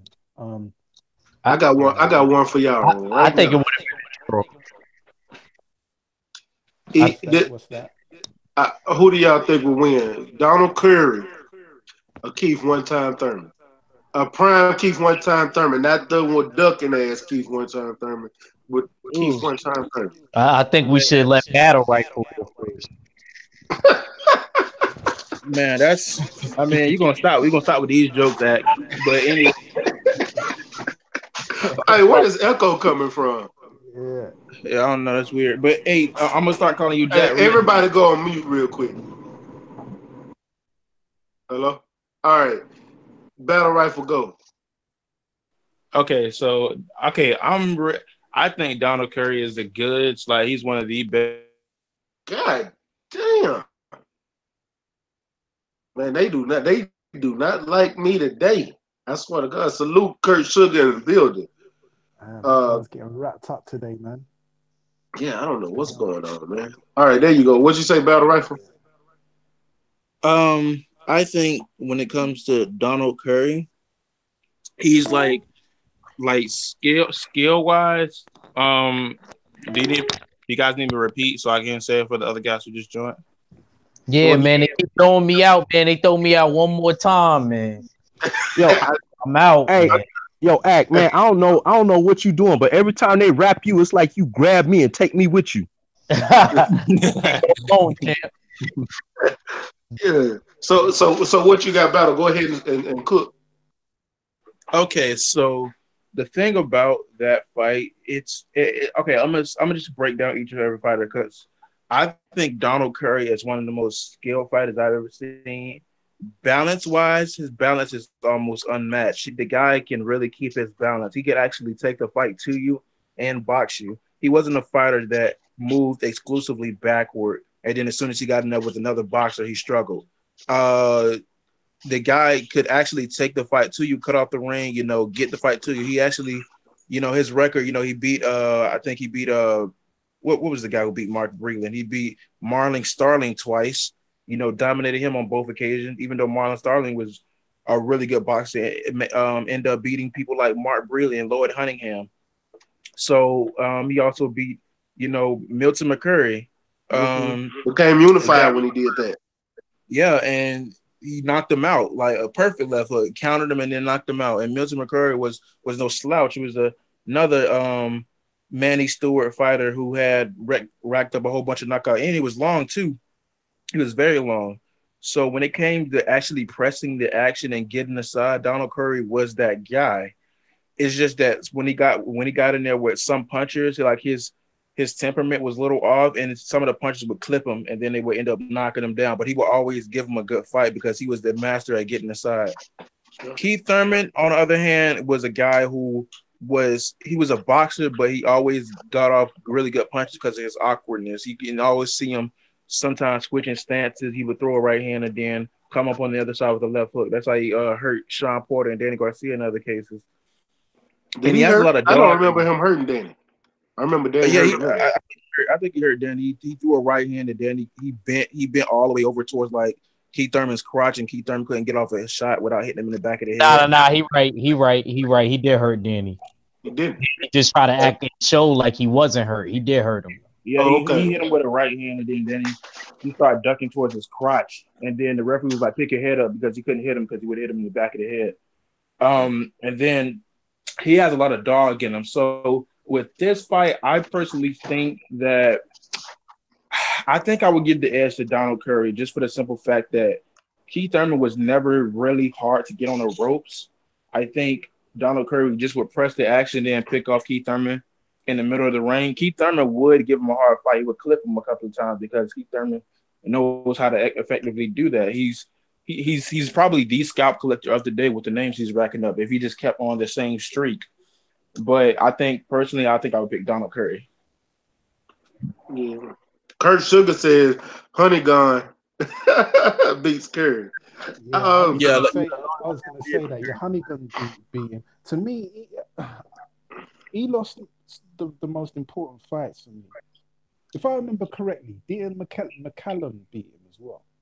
McCallum did beat him. And Terry Norris obliterated him.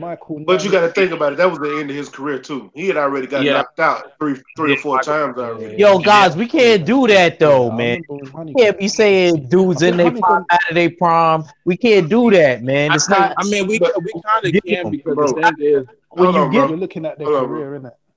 Yeah, he started. You got to think about it. He went pro in 1980. You know what I'm saying? When he in 91 when he fought Terry Norris, he was literally at the end of his career. And Terry then he Norris? went on Terry Norris. And then he went on the hiatus for 6 years to come back. Huh? I said Terry Norris turned pro in like 86. They damn near peers, bro. Bro, he turned pro in 1980. He stopped. That was the last fight, his last fight before he went on a 6-year hiatus. I'm saying, but Terry Norris turned in like 86. He turned pro.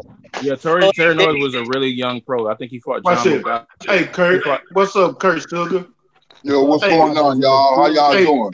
All right. Tell when Donald Curry and Terry Norris fought, Terry Norris was really on the downside of his career. You mean Terry Norris had Donald Curry was on the downside of his career. Yeah, that's what I mean. Yeah, I know. That's what he meant. But I'm saying Norris had been knocked out a couple of times too, right? He was knocked out against Jolie Jackson, but Donald Curry wasn't the same fighter after Lloyd Huntington because in that fight he quit on the stool because he was going to fight Marvin Hagler. He would have been murdered too, but Donald Curry was like number one pound for pound before the Lloyd Huntington fight. But what shocked me is that he quit when he got cut. He quit on the stool against Lloyd Huntington, and he wasn't the same fighter after that. Can I ask everybody on the panel something? When was there ever a time where somebody fought somebody, two prime fighters fought each other at the perfect time? Because that's rare in boxing. It is rare. Do that a lot. People say this person was And that's not to me. I look at it as from a fighter's point of view. You get the person when you get the person. It's not your fault. Was it fair when Canelo waited for Triple G and he should have fought Triple G? Okay, You so know, hold on. So I'm gonna say this.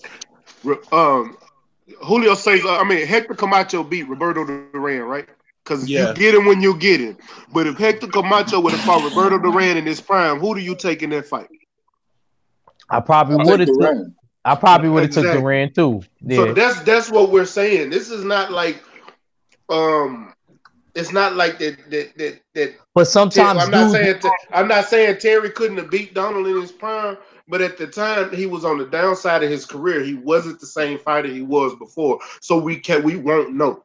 If he'd have caught him back then, Donald Curry might have not got knocked out and would have boxed him beautifully and won that fight.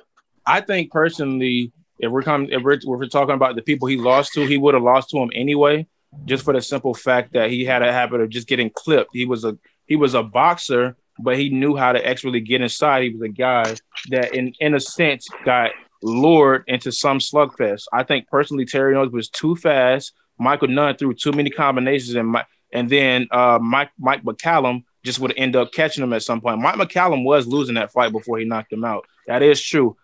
Maybe Donald Curry could have beat him the first time, and then Mike McCallum got him back the second. That's exactly what happened when he fought Sambu Kalambe. But yeah, I think personally that he would have lost to those guys anyway. Maybe the only exception probably being Lloyd Cunningham. He probably could have came back and beat Lloyd Cunningham, but I think personally it was his first loss, and he just didn't see what he could do against Lloyd Cunningham because he was so powerful. Yeah, and and then again, man, we got to keep in mind what Stay Ready said with the original question. He said a prime Keith Thurman versus a prime Donald Curry. That was you know what I'm saying? I think I'm gonna keep Thurman actually. You know what I'm saying? We're not going with fighters at the end of the career. We talk about in the prime at their best. I think personally I would pick Donald Curry. I'm gonna actually go with your boy one time. Right? I was side with Curry on that one. I was side with Curry too. I just looking at that fight and skill for skill, I just like Curry. Now, can he get clipped by one time? Even though one time ain't knocked nobody out, and since he fought Rudy Poos, and he ain't been one time. He been once upon he was once upon a time. Right now, but I take Curry skill for skill. Who does Kurt have in that one? He said he got I think I know Curry. I think he's gonna pick Keith Thurman. Yeah, he picked one time. No, I didn't. Oh, I thought that's what you said in the chat. No, Oh, who you got, Kurt? No, I got Curry because the Curry before the Curry prime when he knocked out Mick McQuarrie, man, that's why he was number one pound for pound. He will beat Keith Thurman. Yeah. See? What about you, one of them ones? I'm going with Keith Thurman. Y'all can't remember. Y'all can't keep looking at Donald Curry when he got knocked out. Y'all better look at them skills. Yeah, it's not absolute. Keith Thurman is skilled in his own right. He could punch off at different angles too. That's why. I got one for you guys, and this is. I've had a couple of arguments, but I'm gonna go ahead and say it. Please don't. A prime Terry. Please don't. All right, Jack. He said, "Oh, now I'm Jack reaching." But who would you guys pick against Terry Norris and Erislandy Laura? I'm going with Terry Norris. Yeah, Terry Norris. I say Terry Norris. You gonna really make me pick between? Has Lara peaked though? Is he peaked yet? Is he peaked or is he on the slide now? What was that? What one of them was? Has Lara peaked yet, or is he on the slide now? Yeah, we don't know. We got to see him in his next fight. I mean, I like Terry Norris in that one. Not an easy fight. It could go the other way, but I like Terry Norris. I ain't gonna front. I kind of like Laura in that one. I was actually kind of thinking that too, even though I was arguing with people about the Trinidad Terry Norris one. I kept picking Terry Norris over that. I think Terry Norris probably could have beat somebody like Trinidad as well, but he would have had to beat him in a rematch. How old is Laura? Like 36. Allegedly, he's 37. Y'all got to say allegedly. And I'm a Cuban. I'm a Cuban man. Yeah. We both are. We're done, man. We all got a little Cuban in us.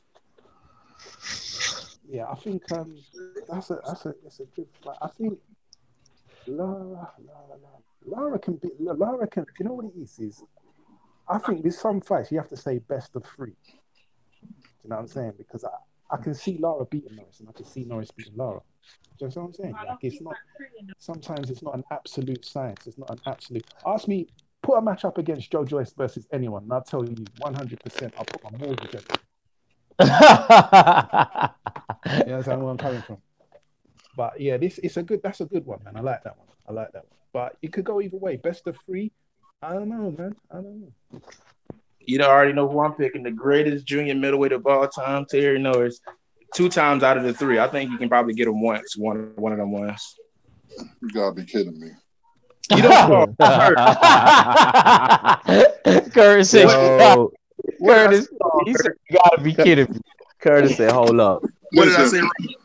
There you go. Listen, man, Terry Norris had a very weak chin, man. He got knocked out by Jackson. Okay, Jackson knocks out everybody.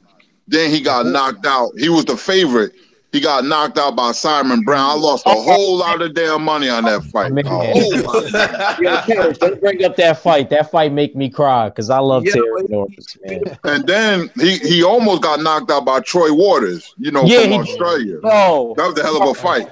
The glamour with the hammer. That's what they call it. That's a key point that you mentioned there that I just completely overlooked and oversaw. That Terry Norris had the weakest chin.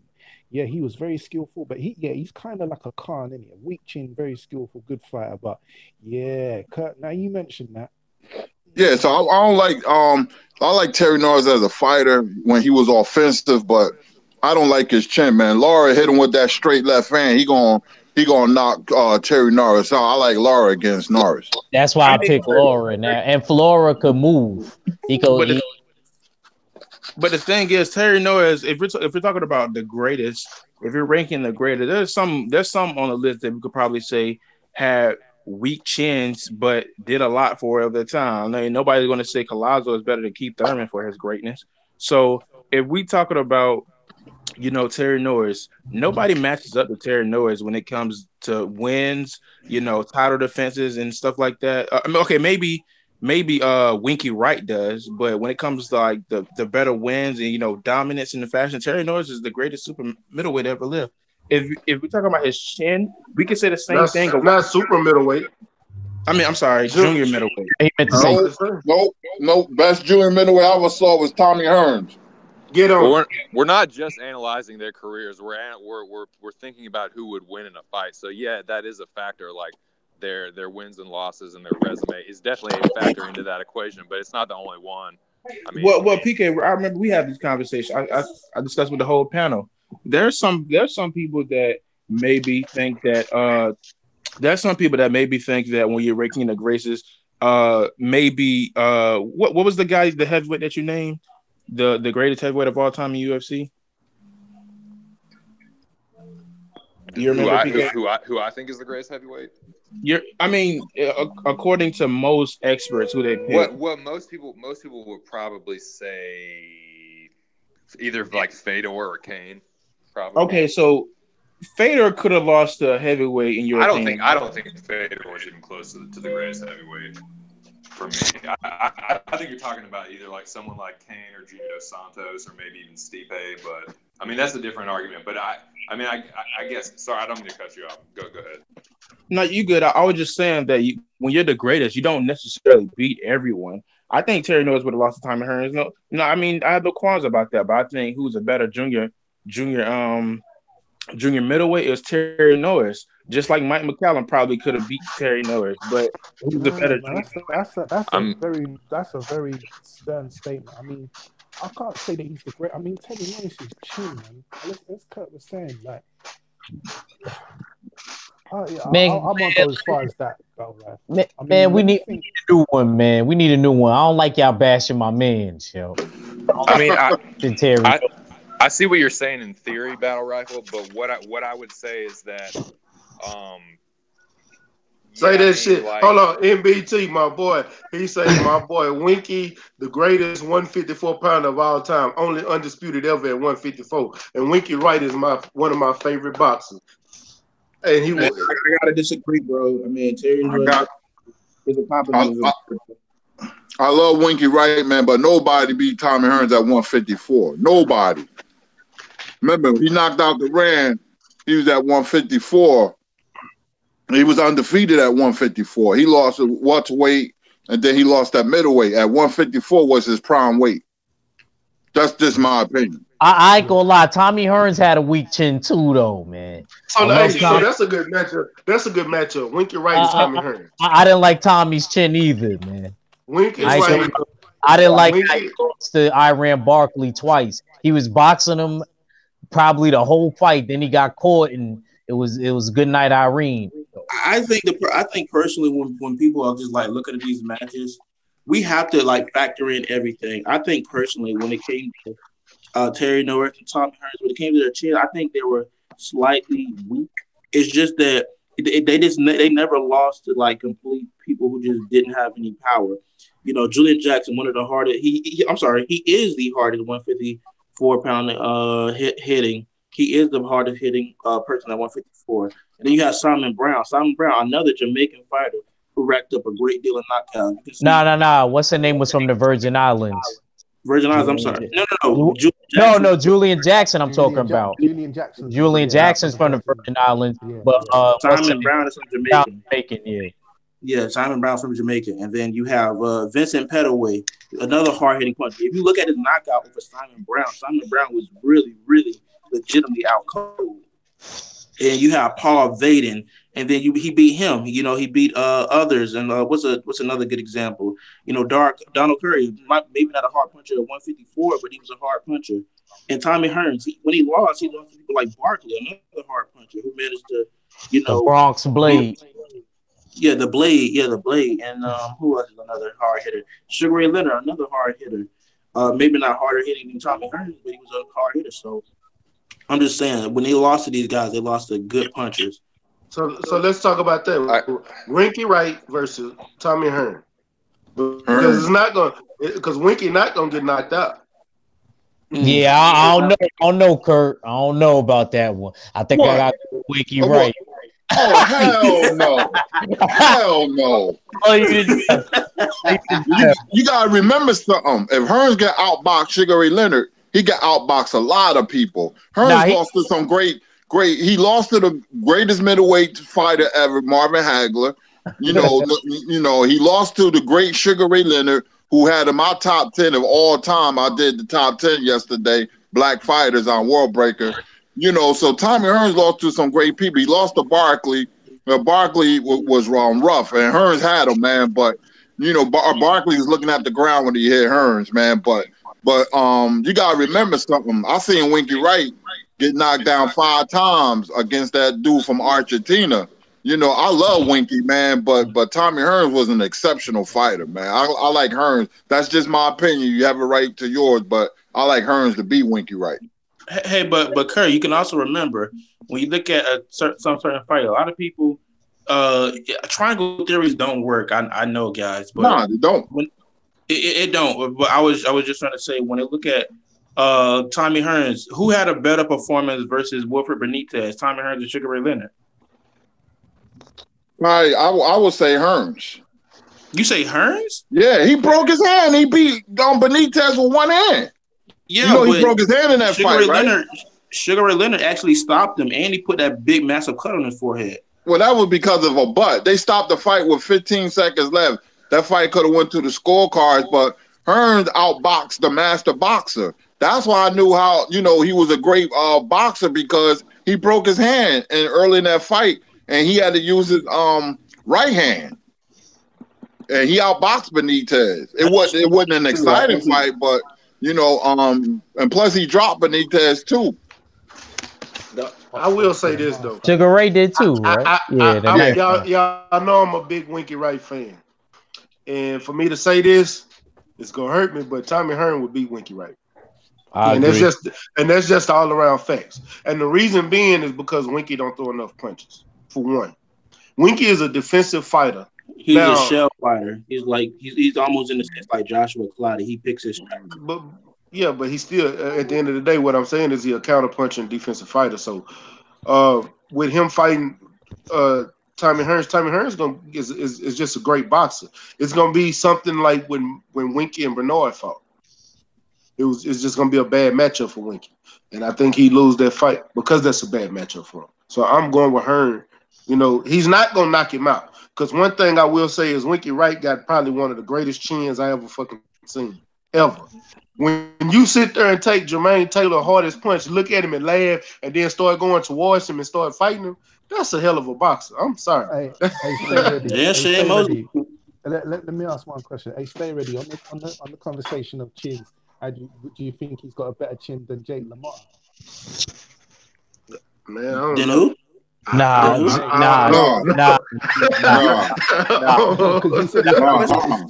LaMotta wouldn't go down at all. I didn't say he got the greatest chins. I say he got one of the greatest. Oh, okay, chins. all right. No. You're not gonna get me with that one. Hey, the thing is, when it comes to it, I was trying to explain it numerous times. Like nobody putting Riddick Bowe in their top 10. Yeah, he can beat some people on other people's all-time great list. So I mean, it depends on who you always bring up Riddick Bowe. Ain't nobody. It ain't that we not clamoring for Riddick Bowe. No. You got to see what I'm saying. Stay ready. I'm not saying Riddick Bowe is just this top tier heavyweight. I'm saying a lot of people don't put him there, even though he probably beat Evander Holyfield 2 times out of the 3 times they fought. But nobody's putting Riddick Bowe ahead of Evander Holyfield, just like Sandy Salah. Nobody's putting Sandy Salah above Willie Pep. Probably with the exception of Curtis Anderson. But Willie Pep is always ranked higher than Sandy Salah, yet he beat him 3 out of the 4 times. So Tommy Hearns probably could beat Terry Norris, but he wouldn't beat him on the all-time great list, if you know what I mean. Yes, he would. At 154. At 154. Oh, I thought you were talking about all-time fighters. I'm like, yes, he would. Yeah, he's a 5-weight champion. I think he's the first 5-weight champion too. Wait, 4 and 5. Yeah, he sure is. Yeah. So as far as 154, I think it's Terry Norris. He just did more. Tommy Hearns is great all time though. And he do that. Yeah, but the reason Tommy ain't stay at 154, he was chasing Hagler. When he beat Duran at 154, he could have stayed there and milked the division, but he wanted to move up. Remember something, Hearns fought from welterweight to cruiserweight and was still knocking out people at cruiserweight. So, at 154, if he wouldn't have moved up to middleweight, he would have had a longer legacy, but he wanted a Hagler fight, so he moved up to middleweight. Hey, Kurt, why? Okay, maybe I'm just out of it, and maybe the panel knows too, but why was there such a big feud between Tommy Hearns and Marvin Hagler? Oh, some fights just because they was talking trash. Some fights just have like a fire to them, man. It was a natural. Fights that are the natural, there's gonna be this feud, like Ali and Frazier and Leonard Duran and Leonard and Hearns and Hagler. That's what Hagler told him that you hurt your little pinky. You got to cut it off. We can fight. And Hagler said, instead of calling you the hit man, they're gonna call you the hurt man. That was a great press conference, man, for real. I thought Marvin Hagler didn't like Tommy Hearns at all because I think some people were picking Marvin Hagler getting knocked out, and then Marvin Hagler he took offense to that. That's what I personally thought. Yeah, that was one of the reasons. You're right, because Hagler had a tough time with Duran, and Hearns decapitated Duran in 2 rounds. So the logical way of thinking was, the triangle theory never works, but people were saying Hearns was going to beat Hagler, and Hagler took offense to that. Hearns was doing a lot of talking, so was Hagler. They had press conference and shows and all that.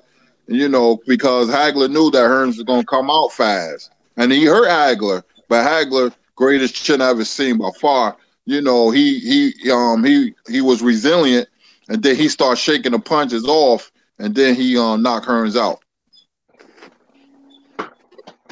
And I got a comedy one. What about this? A super bantamweight. Guillermo, my brother Guillermo Rigondeaux and Prince Nassim. At bantamweight?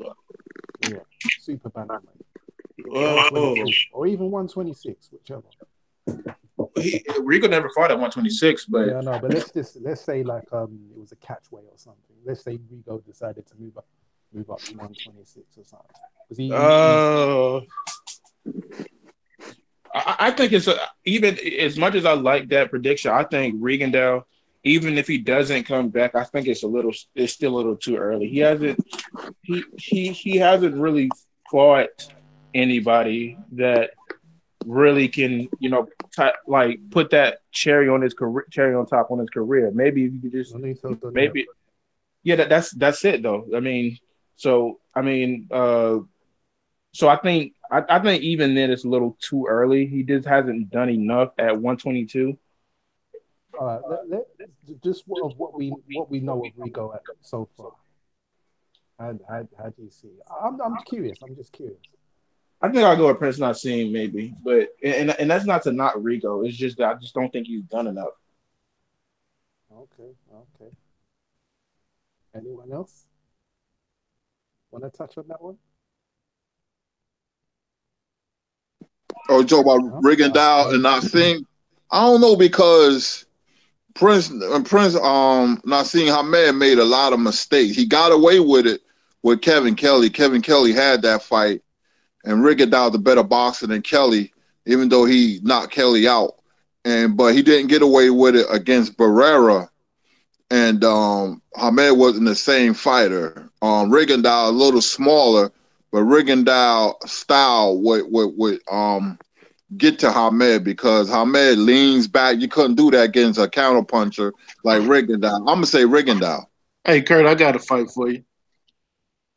Mark Too Sharp Johnson versus Prince Nassim. Mark Too Sharp Johnson knocks him out. The one that went the Johnson before he got locked up. That Mark Too Sharp Johnson was like one of the best pound for pound fighters. I like Johnson to knock out Hamed before he went to jail. Hey, I'm supposed to be getting an interview with him pretty soon. I want you on there with me. Oh man, yeah, that'd be player right there, man. I love Mark Too Sharp Johnson. The fighter I interviewed yesterday is one of the fight. He's training him. He's a Golden Boy fighter, but he's training him. And he I know him. Yeah. I'm gonna look at it when I later today. Yeah. So yeah, he said he was gonna do an interview with me. So I'm gonna keep in touch and try to get that set up pretty soon. Okay, that's what's up. Yeah, anytime, bro. I appreciate that, man. Y'all, it's 2:30. I'm gonna start wrapping this one up because BFTB coming on next, and I know World Breaker gonna come on after that, and I got some things I got to take care of. That's why we switched time slots today.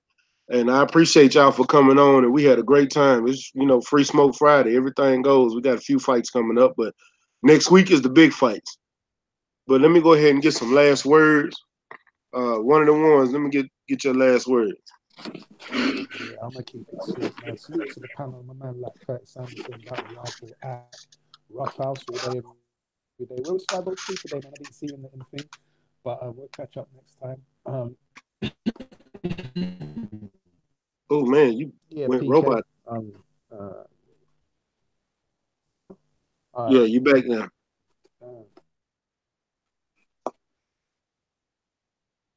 I don't know. Did you disappear again? We like to talk that. It's everyone on the panel too. That's one of them ones. I'm kind of semi-retired. I don't really know what's going on. Am I breaking up still? No, you good. Oh, okay, yeah. Anyway, yeah. Salute to everyone in the chat and the panel, and yeah. I'm Ghost, man. Peace. Appreciate it. And NBT talking about Jeff going to beat everybody we name. Man, if you all right, NBT, hey, no more Fosters for you. No more Fosters. Hey, PK, let me get your last words, man. Man, Mac, I really appreciate you having me on, brother. It's always great to chop it up with y'all. Salute to everybody on the panel, man. Salute to the mighty LDBC. And I hope y'all have a great weekend, man. It's been PK Boxing MMA. Y'all can find me on YouTube. But yeah, y'all have a good one, man. Mac, appreciate it, dude. All right, man. Salute to you. Rough House, let me get your last words, bro. Hey, that's what's up, man. Hey, appreciate you tossing me the link, man. Had fun on the afternoon. Sorry for jumping on and off. It was either Act Reacher kept pulling me off when he got wrapped, or I was getting a phone call because I was still at work, man. But like I said, it's always a good time rocking with the big homie. Stay ready. Hey, salute to everybody on the panel. PK, one of the ones, Act Reacher, Big Kurt Sugar, Battle Rifle. You know what I'm saying? Y'all subscribe to the homeboy Stay Ready Boxing. Subscribe to everybody on the panel, man. Y'all already know what it is. I am That Boy Box. This is Rough House Boxing TV. Devin Haney breakdown prediction video going up here a little bit later. So y'all make sure y'all stop by the house, man. Just remember to wipe your feet and close the door behind you. That's what's up. Cheers. Already, man. Already. And Kurt Sugar, close us out, man. Oh, man, yeah, man. I love talking boxing, man, where everybody's very knowledgeable. It's good that you can talk boxing with people who know what they're talking about. You know what I mean? I wanted Battle Rifle to stay on because I was going to give him props, man. The dude is young, man, and he know his history. So props out to Battle Rifle Act 2. You know what I mean? You know, I just love talking boxing, man. And, you know, we'll see y'all later on, man. Peace out to everybody. Already. And I appreciate everybody that came through. MBT, my bad, not Foster, then more. I know a few Australian beers. But man, I appreciate everybody that came through. I appreciate everybody in the chat. You know, MBT, I see you, D-Lo 44, Marlowe's Corners, Mark Wonderlit, Mike James Boxing. Mike Biggs, I know you got on the panel and couldn't really talk that long, man. I'm sorry we didn't get to you. Next time I might go live tomorrow. I don't know yet. But hopefully we get the I know you said you was talking, but we couldn't hear you. Well, hopefully, you know, we get it going again tomorrow, Sunday. We might do another live stream. We'll see what's up. And man, y'all make sure y'all smash that like button and y'all hit the subscribe button, hit that bell icon so you can be a part of the notification game, get the notification every time I go live or I drop a video, man. And again, I appreciate everybody on the panel. Y'all make sure y'all sub to all the guys that was on my panel today. One of them ones, Media. He got great content on his channel, Rough House Boxing.